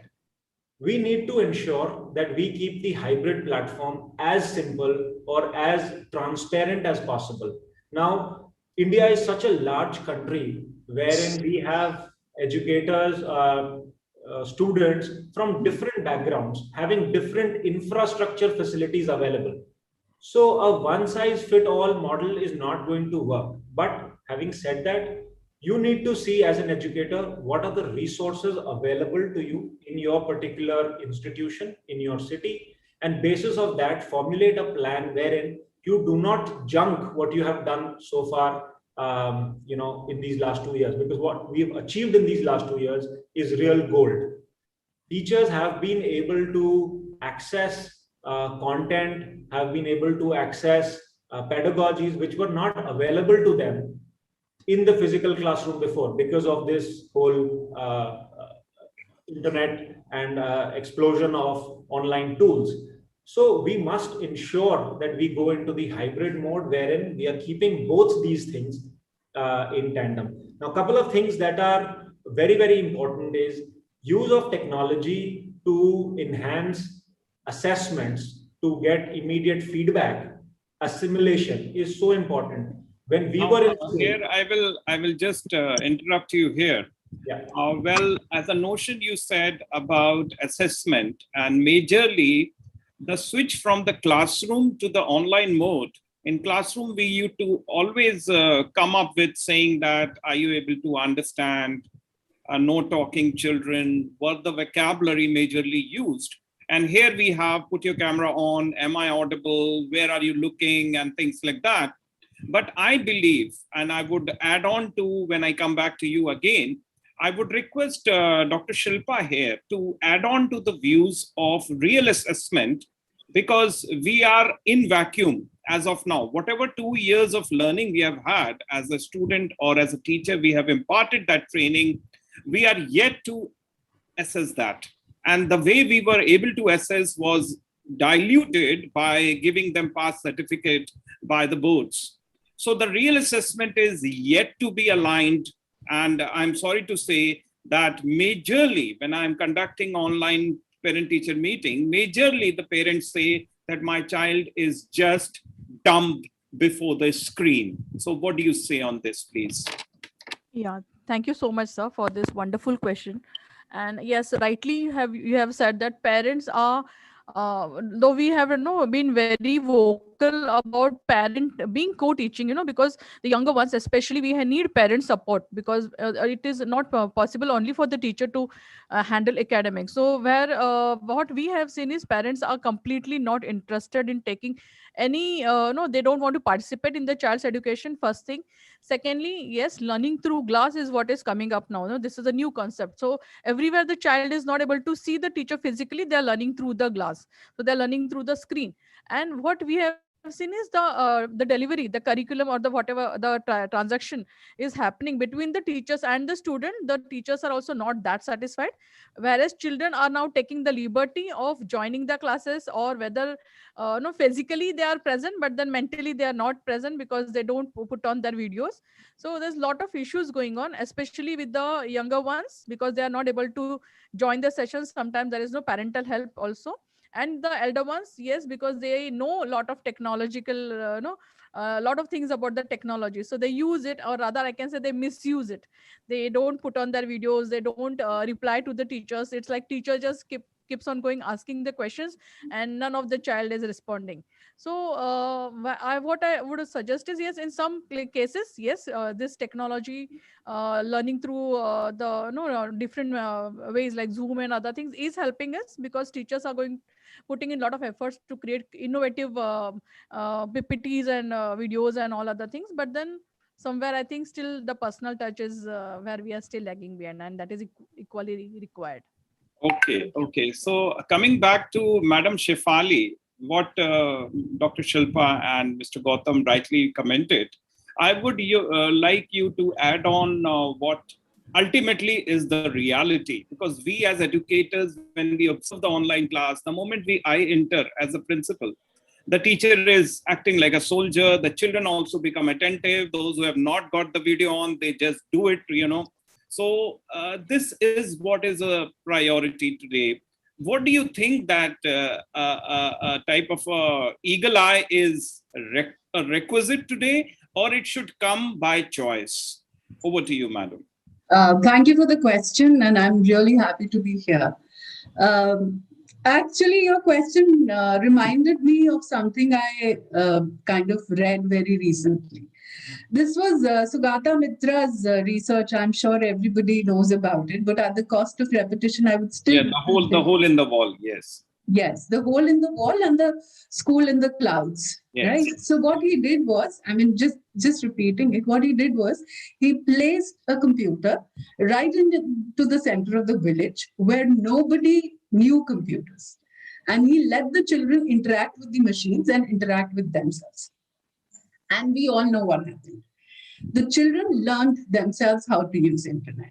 And then he extended his experiment of cloud in the school. And, what the facilitator or teacher was doing there was just giving a big question to the child and moving back. And the children were allowed to find things on their own. And surprisingly, they found much more than what the big question was. They had their own big questions.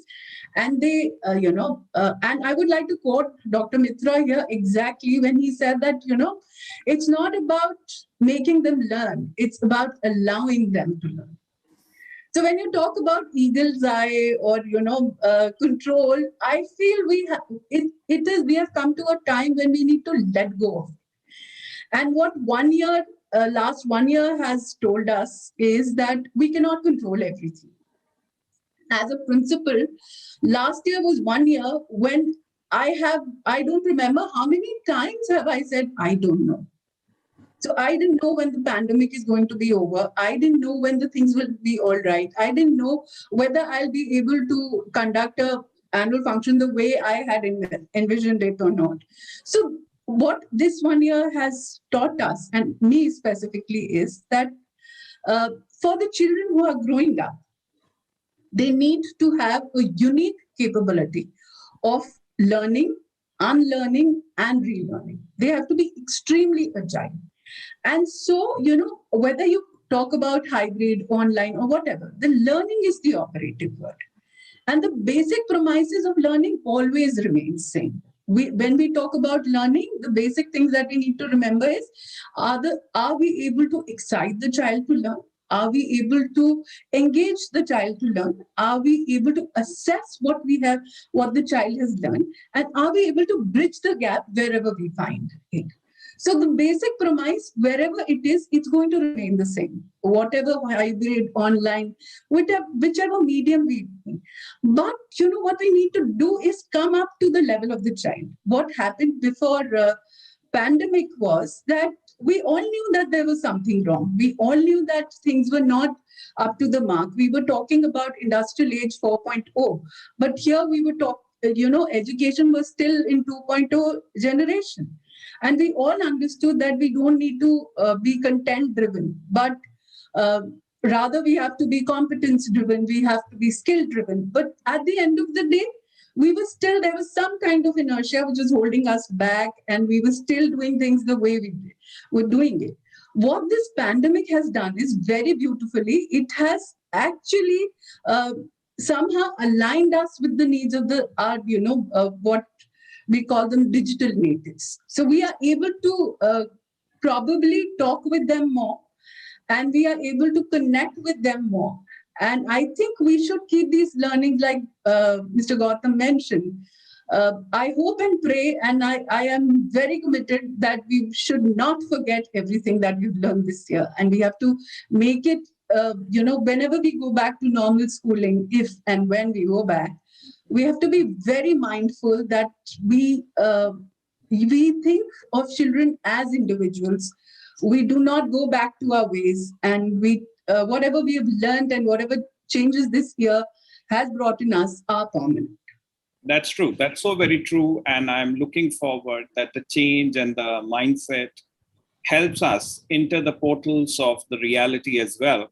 Well, coming back to Dr. Jasjeet Sood, Madam, with reference to the way the learning is going on, don't you think that there is a need for imparting digital body language to our teachers as well as our students? Thank you. It's a wonderful question. As we have, imbibed these digital tools, and online learning is already going on. In this learning, it gives us a lot of opportunities to imbibe a lot of things and gel into our own system, because already a lot of research is also going on in this area. And as teachers impart their education online, they also come to know about new techniques, that how they can deliver the content in right spirit to the end learner. Yeah. So while online, I think the three very important things are interaction, because the way the teacher interacts with the student will also depend that what kind of habits will be inculcated in the students while online with their teachers. Because inside class, teacher influences by his or her personality also.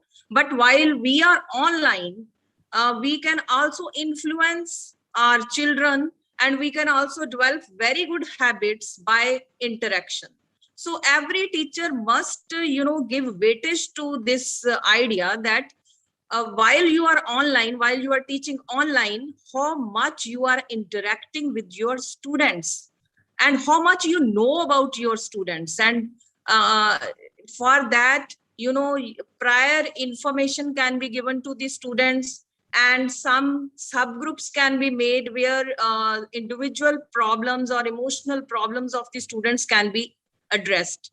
The second point is engagement, that while you are online, how much student is interested to come to your class, to log on to your class, whether the student is compelled to attend to your class because of parental pressure, because of attendance pressure, or the student is excited so much by your previous class that he is ready for the class 5 minutes before the class. That thing is very important. For that thing, your lesson design comes into action, that how you have prepared your lesson, and what type of tools the teachers are using for planning their lessons, like with the animations, with attractive videos, with a lot of, PPTs, which are relevant to the subject, and some questions and from the environment of the student. So all these kind of things require rigorous training of teachers with the tools which are available online. Diversity of tools are available to cater to the diverse needs of the students, like Nearpod, Google Forms, CK12 is there, Class Dojo. So a lot of tools are there. So teachers must use these tools to design their lesson. Lesson plans should be perfect so that the lesson itself tells a lot and rest is told by the teacher. And third is pace. Now this pace is important because there are diverse group of students. Some students may not have access to the internet. Some may have some problems on that particular day. So how you are giving the content in other form than the real on-time lessons, like videos can be sent to the students, because those who are slow learners, they can later on, see these videos, which are very flexible. So along with synchronous online real-time learning, asynchronous learning aspect is also very important. And along with blended technologies, hybrid technologies are also very important, because when the children will turn up to the school, I'm sure that all the children will not turn up to the school. Some will remain online and some will be offline. So we need to train our teacher, and we need to equip our teacher with the proper tools. So Okay, maybe madam. with Yeah, two very screens, rightly said. I'll take away so that from, they can cater to all. I'll take that investment on skills to one of the That is the need of management our. representatives. Yes, Mr. Gautam. Over to you, Mr. Gautam. How do you think that the digital quotient or the digital intelligent quotient of individuals comprise and composite to that very relevance of the digital learning matrix of a school in particular? What type of a preparedness should now, looking at the post-corona requisites, should schools have now? Like, you have n number of vendors walking through your threshold that, see, this is what I'm going to offer, this is the AI, this is the augmented reality. So what should be the preparedness with the schools now, looking at, since you're managing 3 DPS? So what type of a spectrum are you looking out? What type of a budget control are you looking out? Looking at the requirements now, post-COVID, as an immediate measure for our stakeholders? Thanks, Dheeraj. Yeah, for coming back into the online, offline class, and once the children are back, we are looking at having a structure wherein we are able to do synchronous and asynchronous simultaneously. Now, having said that, you would definitely need an infrastructure which supports that inside the school. So we are investing a good amount of money in wireless technology to ensure that teachers are able to transfer from one class to the other, because in India mostly teachers are moving from the section to the other section. So on an average, a teacher is teaching 4 to 6 sections, and she needs to travel between one to the other. So we are investing in making the campuses wireless. Secondly, when it comes to tools, I think there are a lot of tools which are free and which are available. So the school really doesn't need to invest in that. But we are definitely talking to our teachers and understanding from them from what are the tools that they are using. So my advice to most school owners or principals would be that you must take the voice and choice of the teachers when you are investing in any tool. We usually, sitting at the top, would have a very bird's eye view, but people on the ground really understand the kind of tools that are working for them. So it'll be wrong of me to comment that you can take A, B, or C. It is up to the schools to decide what works for them. But augmented reality and virtual reality are tools that we have used, which are free, which are available online. And what we have seen is that children learn best when there are complex tools with that. The other problem with using too many tools is that at the end of the day, when you change your teachers or a particular teacher moves out, the amount of training or the amount of investment required for somebody new to come in is extremely time taking. So you have to be mindful about what you are doing there. But your physical infrastructure, which means your internet connectivity, devices to the children or devices to the teachers, these are the things that need to be there pretty much. I'll just add one point, which is not relevant to this question, but was asked before, is about assessments. And my take on that is that, what has happened is that we have moved ahead in terms of our understanding with tools, but the finer nuances of how to assess has not happened. So the teachers are asking questions which are close-ended to the children. And that is why the children are not engaged in the online, or we are not getting the real assessment of learning. So when you ask open-ended questions or questions which are making the children think, is when you will get answers which you will make you understand whether the child has understood the topic or not. So you need to do that a lot. But yeah, as far as your question on infrastructure is concerned, we are very, very positive. We are investing a good amount of money in ensuring that we are able to do the hybrid mode seamlessly, and teacher training on that has also begun. Oh, that's great. That's really wonderful input. Now, before I move to the questions I'll be asking to our esteemed panel members, I would again have a little quick round, 1 minute, to Madam Shilpa, Dr. Shilpa, about the very notion. What do you think, like as a school leader, you need to incorporate in parenting connect? Because when I'm talking about, they majorly say that my child does not respond in the class. So what one strategy I follow as a head is, I always tell the teachers, don't ask children the questions, rather than ask them what they know, So then they have raise of hands, virtually or physically, and the children come out and have a party because the parents are already observing them as a buffer. So that way the parents are also happy and they could make out their niche. What is your strategy and the pedagogy on that? Yeah. Yes, so we have also, going through the same thing where, parents are, complaining that my child's name was not taken by the teacher. Whereas the teacher does a lot of efforts of taking each child's name in the session. It is just of 35 to 40 minutes. And in that 40 minutes, she has to take every child's name. So I think, yes, we have also started incorporating a lot of other activities like taking quizzes. Online quizzes and all, wherein every child gets to participate and they immediately see their score on the screen. The parent also feels happy that, yeah, my child has attempted something which is teacher has also acknowledged, and yes, he has also got the results on the screen. So there are a lot of other techniques which we are using, which I think CBSE has also trained teachers on different technology, or which techniques or which platforms can be used to conduct such quizzes. Apart from that, what we do is the last 10 minutes is always a QA session. So after the teacher explains everything, she unmutes them and then she gives last 10 minutes is only for general discussion. And what we have also observed is children went out so much, they want to talk to their friends also, even though it is online. And we have given them 10 minutes is a free talk time where they discuss lots of things with the teacher. So it is with every teacher once in a week they do that. Fine, that's wonderful. Coming to Madam Shefali, what's your input on connecting with the parents through assuring satisfaction via online classes?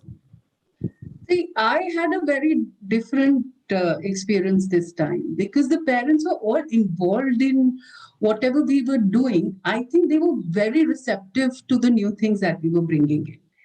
Of course, I feel it is a very tough time for everybody, and everybody has to come together very strongly. So we have to ensure that whenever we are communicating with the parents, we do a lot of communication. Over communication is always better than okay communication and under communication. So what has helped us this year is that we are over communicating with the parents, and parents have a voice. And always had a voice, and we listen and we ensure that their issues are being resolved. And as far as these things, small little issues, they don't have big issues, they have very small issues, like they want their child to participate in everything. So for that, it is very simple. Before also we used to have an AMP box, and now we have kind of used a flippity flip tool which is available for doing the same work. Yeah. Also, so I feel parents are extremely involved, and like we this year had experimented with assessment quite a bit. So rather than just taking these online things that we were doing, we had actually gone ahead and done a lot of presentations from the children. We had involved children in the process of, assessment. So they were doing peer teaching, peer assessment. They were doing self-assessment. In fact, the whole ecosystem of assessment had changed during this year. And I found the parents being very receptive to that. When rather than saying that, we still believe in those test marks, I found this time the parents were very aware that, okay, real learning, yes, this is the real measure of learning. So I feel over communication and communicating what you think and listening always helps. Okay, thank you so very much, Madam. Coming to Dr. Sood, just a pointer from you. How do you think you bring out a connect or a comic relief by celebrating the birthdays online, or maybe teacher's birthday online, any type of an experience, virtual interaction, or a real-time scenario? Because this happens in schools, and that's the best day for the child. So how do you cater to these requisites? Maybe farewell, or maybe some type of a virtual experience you would share so that the others can emulate? Very right. Celebrations are very important, not only birthdays and farewell parties. Celebration of little things where students, they have given some good ideas. You can make one idea session that these students, they have done out of box this thing, and you can celebrate their success. Yeah. So for that, we have in my school, we have separate sessions. Apart from the academic sessions, there are a lot of activity sessions. Almost every third day, we have activity in different classes, wherein we celebrate after that activity that these are the students who have really done well. Not in that they have portrayed their skill or knowledge in a best way, but they have motivated other students to do good in that area. Okay. Because peer learning for online teaching can be successful if we will give weightage to peer learning also. That in class, if you will increase interactivity, because I am also taking classes and I have researched this thing very well, that in your class, if there will be a lot of interactivity, that students, they are asking questions to other students and they are answering, other students are answering, then you can also assess the students on this basis.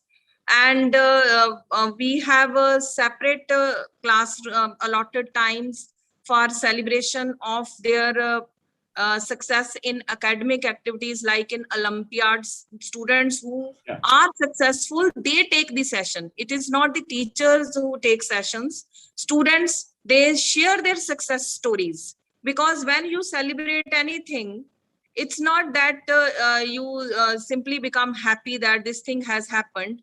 The person who is responsible will share the amount of hard work or the technique which is required to achieve that particular skill and that particular level. For example, even in coming back, I'm cutting through. Sorry, we just have a short duration. So I just want to go back to Mr. Gautam as well. How do you ensure that the children are comfortable from the medical point of view? Like there is a 20-20-20 exercise, they do it mid of the session.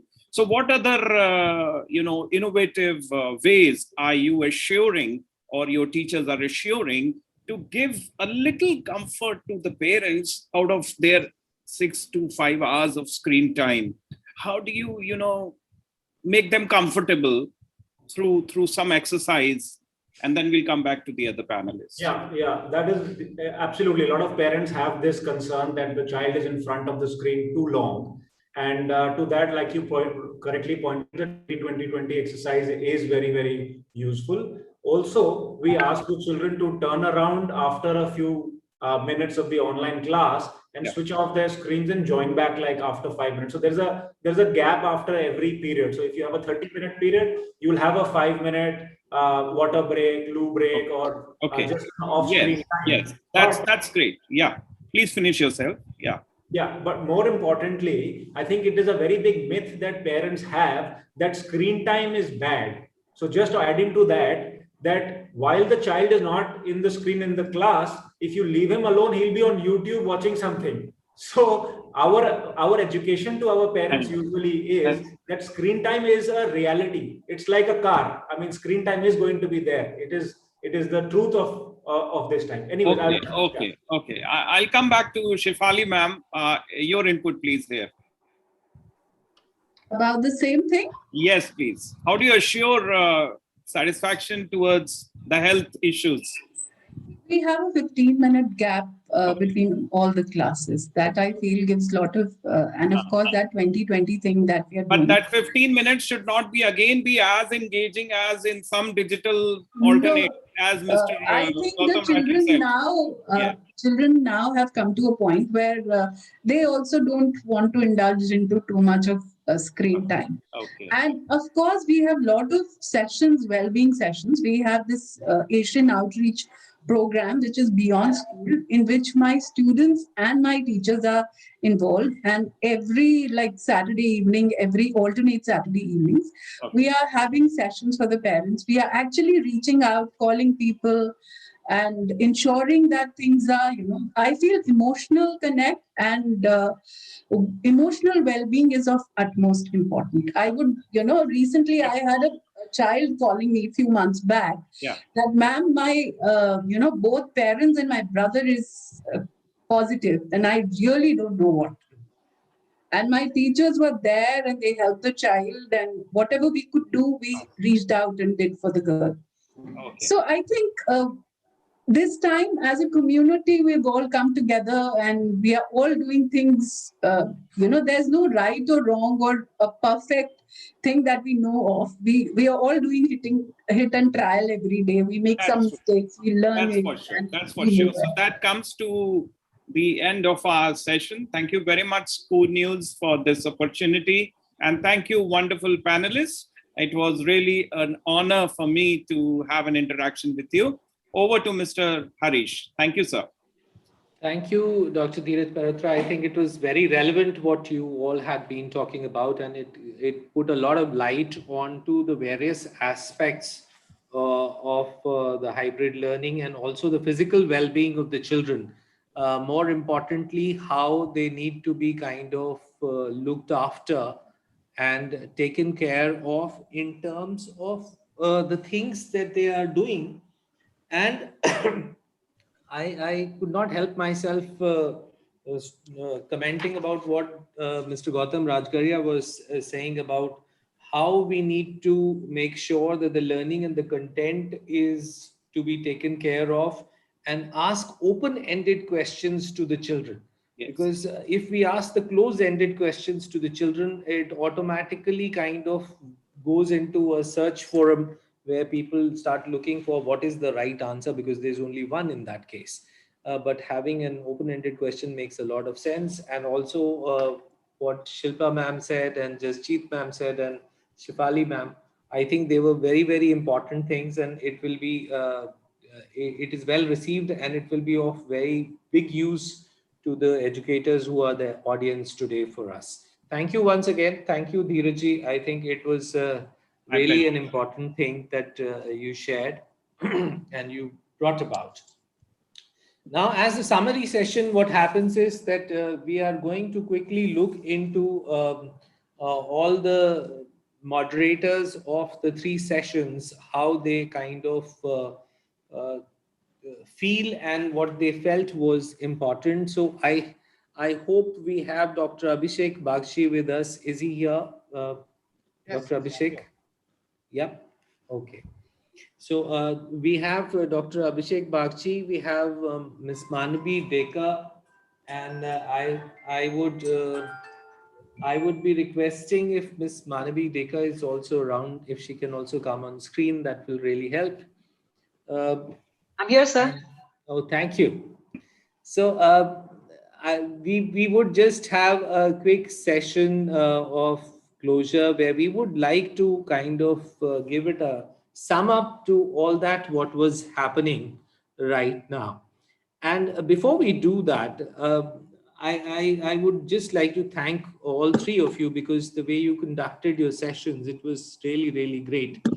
And Dr. Abhishek Bagchi, I really liked your rapid fire sessions, the way you conducted those and made those people answer some of the very difficult questions.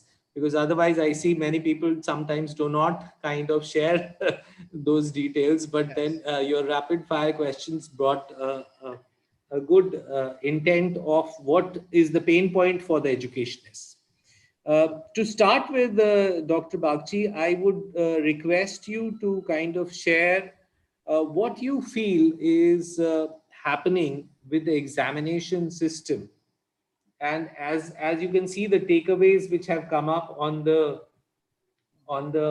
screen right now, Right. if you would like to kind of comment on that, so that for our audience, of course, it becomes an important thing. So the examination system, the whole evaluation process, right? That's what the your question is, sir? So these are the takeaways that have come up on the screen right now from the first session that we had about virtual learning. Is this the new age education system? And these are the major takeaways.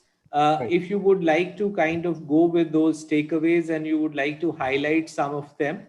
And apart from that, I would like you to kind of also talk about, because there was a very important question that had come up in your session, and that was about how to handle online examinations. And the people were trying to talk about the issues that they faced about ethics and about cheating and all those things. So I would like you to comment on that, and also in case you would like to say anything about the takeaways that are being highlighted on the screen right now. Right.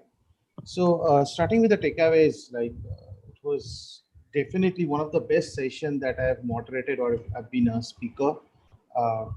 Some fantastic inputs by the panelists, very honest inputs, I must say. Like some of the questions were pretty controversial and tough, but they were very, very honest on that. Majorly, it came down to like preparation, like how we should be more prepared for the virtual learning. They all agreed to that, and everyone, I think each and everyone agreed that virtual learning cannot be a substitute. It cannot be a substitute to what we do in a like in a physical classroom. And in addition to that, the professional development for teachers, training, and training. That's the key.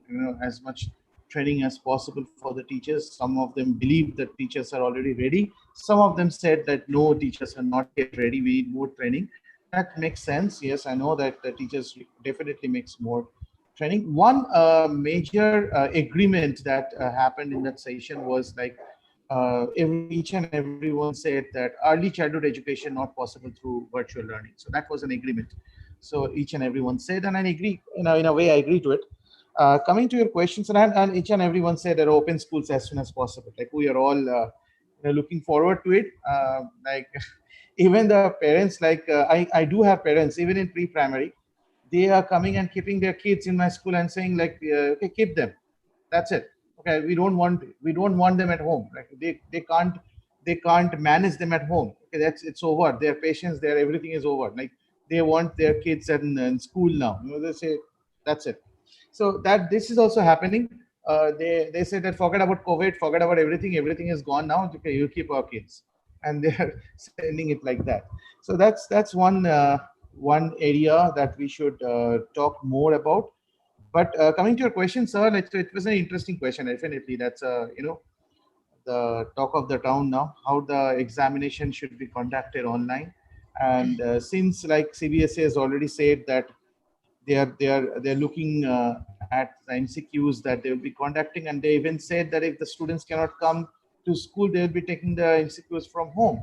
So even that stretch they have gone. So I feel yes, if we consider the unfair means and the online examination, the challenges are there, but it depends on what kind of questions you're framing. That is most important. I think it's a high time that schools start implementing open book examination. OBE is something which the teachers need to be trained at. Okay. Uh, Okay. More open questions. Some of them in this panel they discussed about it. More open questions where the students, more analytical case-based questions, where the student requires to answer it using the analytical skills and the application of the knowledge. So we need to climb up the pyramid of Bloom's, Yeah. less, less recall and less understanding question, more into analytical and creative questions. That's what we need to do. I think that will solve the matter of external evaluation. And in addition to that, a 360-degree evaluation metrics. That is something that we need to create.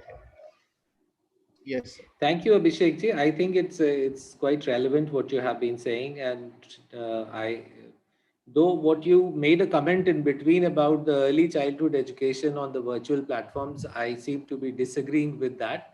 But I think it is very important that early childhood education. I think Manabi is the right person right now who can tell us.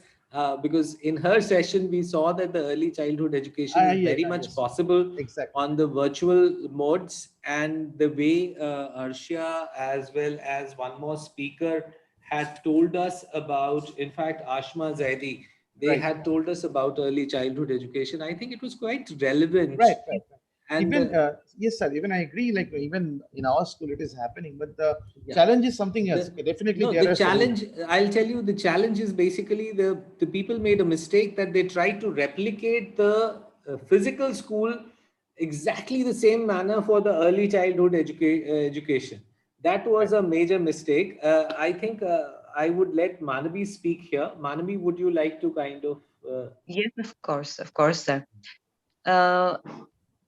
I believe in something which I have always practiced. If I cannot find a way, I always make one. So all the early childhood educators, since they could not find a way, they have made one, they have experimented, and they have accomplished. I believe every early childhood educator would agree with me that we have experimented all the ways and means very nicely and executed them also in our classrooms, in virtual classrooms rather. So when we were talking about developmental domains, one of our panelists said that cognitive development is also happening. We are giving a lot of problem solving activities to the children, and they're doing it actually. Then regarding reading, no doubt the parent is playing a catalyst role. We will need the help of the parent. The parent is helping us in language development through reading, and the educators are also, they have, devised various methods, various activities like focused vocabulary drill, which Asma ma'am had said, and they are working really. Then in the present day context for the socio-emotional development also, we are engaging children in a lot of activities at home. They are, we are taking the parents' help, no doubt. In everywhere for early childhood education, the parent help is vital. So parent is helping us in doing that. And the parent is trying to understand all the emotions of the child, emotional outbursts of the child.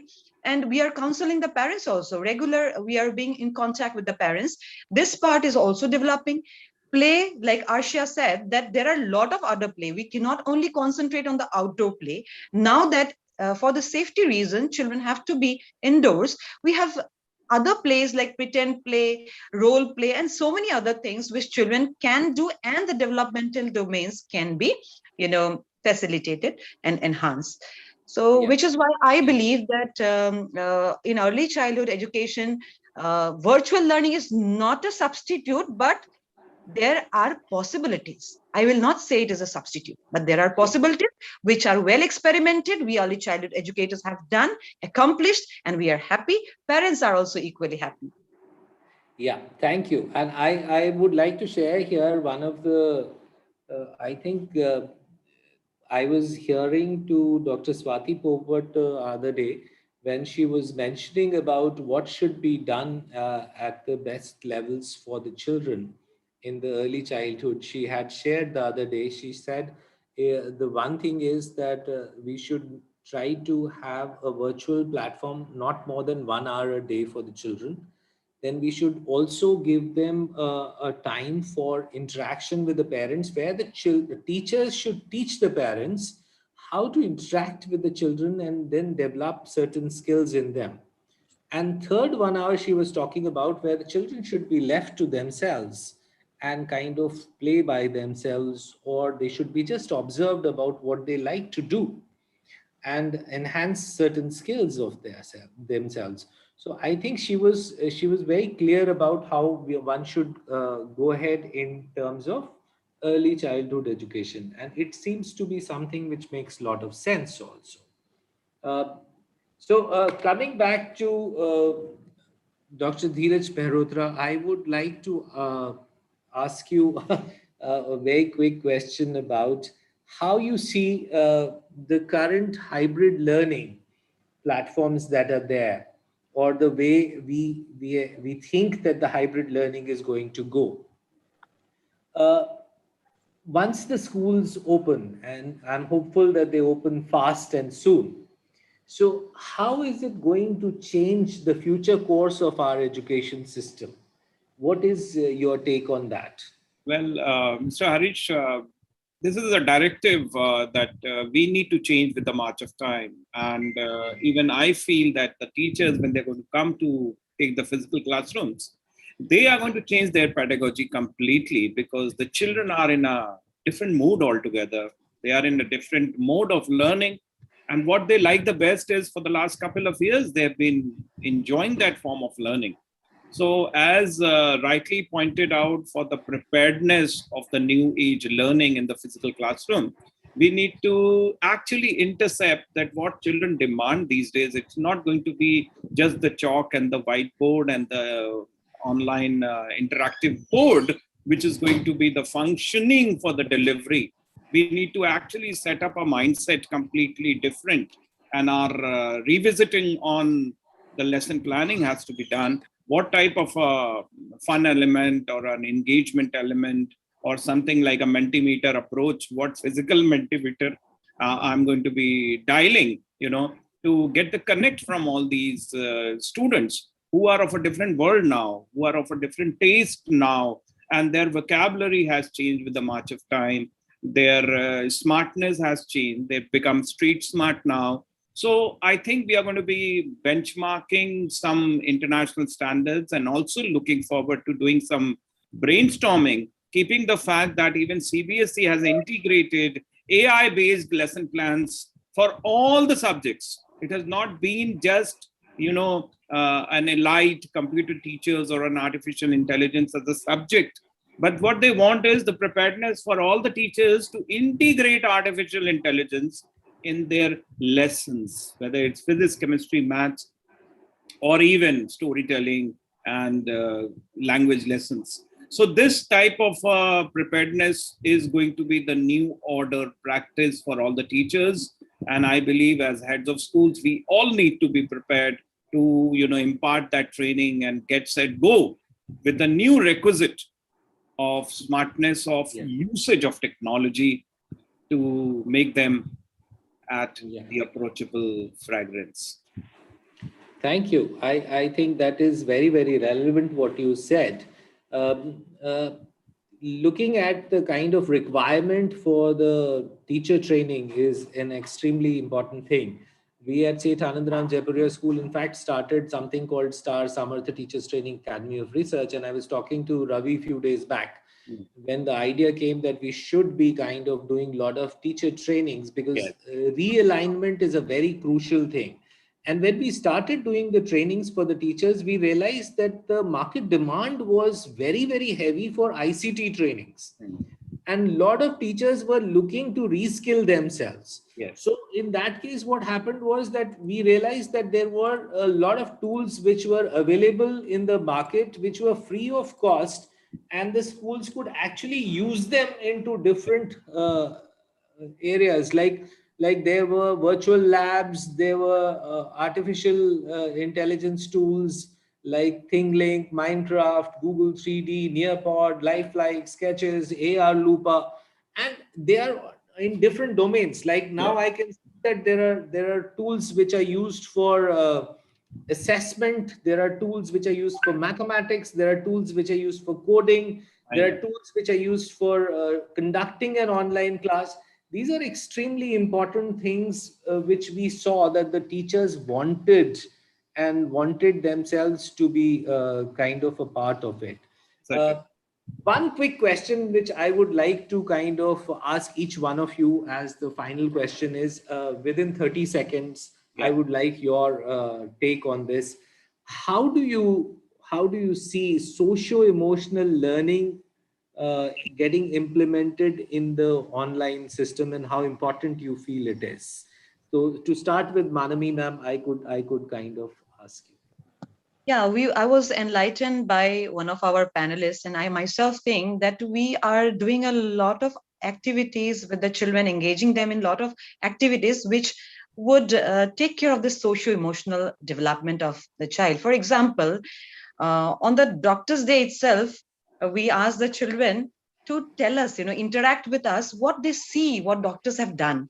And they came up with sensitive answers, ma'am मैंने देखा doctor का यहाँ ऐसे हो गया था. The child noticed. He's so very emotional about what the doctor has done. They are really working on, I will make a card for Dr. Uncle. So they made cards, and we really acknowledge their efforts, and we send it to the doctors in different hospitals. So they are observing. How can we say the child is not observing? They're also observing their parent all the time, busy with like their laptops on online mode, and they aren't sometimes able to give enough time to the children because the child is also on online platform. So sometimes the children show anger. We see that it is apparent when the child is on sharing screen with us, they're annoyed and they're upset. So when we ask, they come up with, they open up to us. So we teachers need to get connected with the child, and we also counsel the parents accordingly that child was happy on that day and sad on this day. So these are the things we need to. Yeah. Thank you for highlighting that the children are sensitive about it. Yes, Mr. Abhishek Bagchi, how do you think socio-emotional learning becomes important in virtual platforms? Mr. Harish, you have touched a very sensitive area. Like this is really a challenge in the times when we have deliberately normalizing death.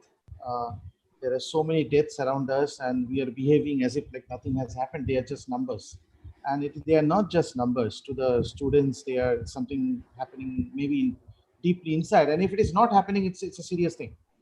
So we need to share, as like ma'am said just on Manavi ma'am, like we need to let them talk about it. That's the first thing that we should do.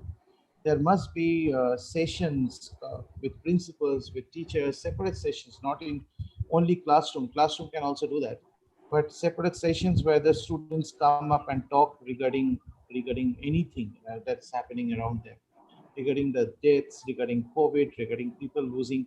I have so many cases, like so many students who like lost their parents, and we make sure that we call those students and have a talk. Call them in my room and we have a long talk with them, and all my work like left aside. That is most important. So it's a very sensitive area, Mr. Harish. I appreciate you asked this question because I also asked the same question to my panelists here. Thank you. I hope that I hope we will integrate it with our schooling system. Not only that, I hope that we all will give it a high priority. That's the most important. Yes. A final word from you, Dr. Dheeraj Mehrotra. Well, I fully agree with what two of our colleagues have mentioned rightfully. The question here comes as head of school. The assembly hour is the class teacher's, rather the principal's class. And here comes the priority of integration of SEL. In every morning assembly, integrating it through online portal, of course, the deliberation has to be there in some form or the other. SEL, for my particular context, talks about the self-awareness, the self-management, preparedness for today and for tomorrow. social relationship skills, how you react in the social media, with what very thought analysis going around, what's going around today, tomorrow, and the future self, the preparedness and the acceptance, the patience. This is all which is going to be deliberated, and let all teachers come up with these ideas as a part of the assembly deliberation. And we can even engage grandparents, parents for say, for goodness, the connect with the class. And that is for sure a requisite today. And let us not recoin it with a different box, but it is the morning assembly, the value system, the integration, and the connect with self is more about the definition of SEL as for me. Okay, thank you. Thank you. I think what you mentioned is extremely important for all educators, and it will definitely make way for the future citizens and how they behave in the society. And thank you all the moderators and the panelists for the day today.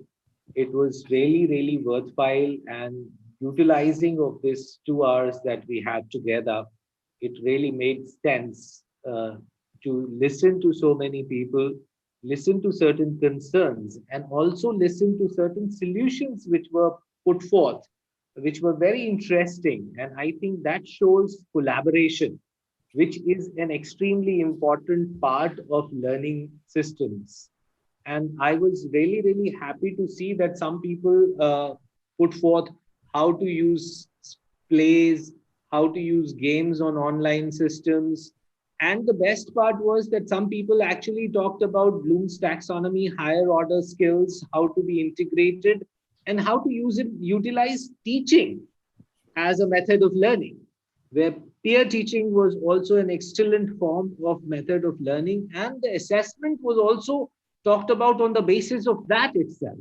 So these were extremely important pearls that we had today. And I'm so happy that the EdFridays like platform has come up, where people were able to share their learnings, and a lot of people who are of growth mindset were able to get from this, because this is definitely going to finally make a large difference in the life of that child, whose teacher is going to be well equipped to see to it that that particular child is able to learn better. So thank you once again, ScooNews, and thank you everyone for being here with us. Thank you very much. Thank you very much, Mr. Harish. Thank you very much. Thank you, ScooNews. Thank you, Ravi. Thank you. Thank you very much, everyone. Thank you for the excellent moderation, the presentation. I, on behalf of Team ScooNews, would like to warmly thank you. Thanks a lot.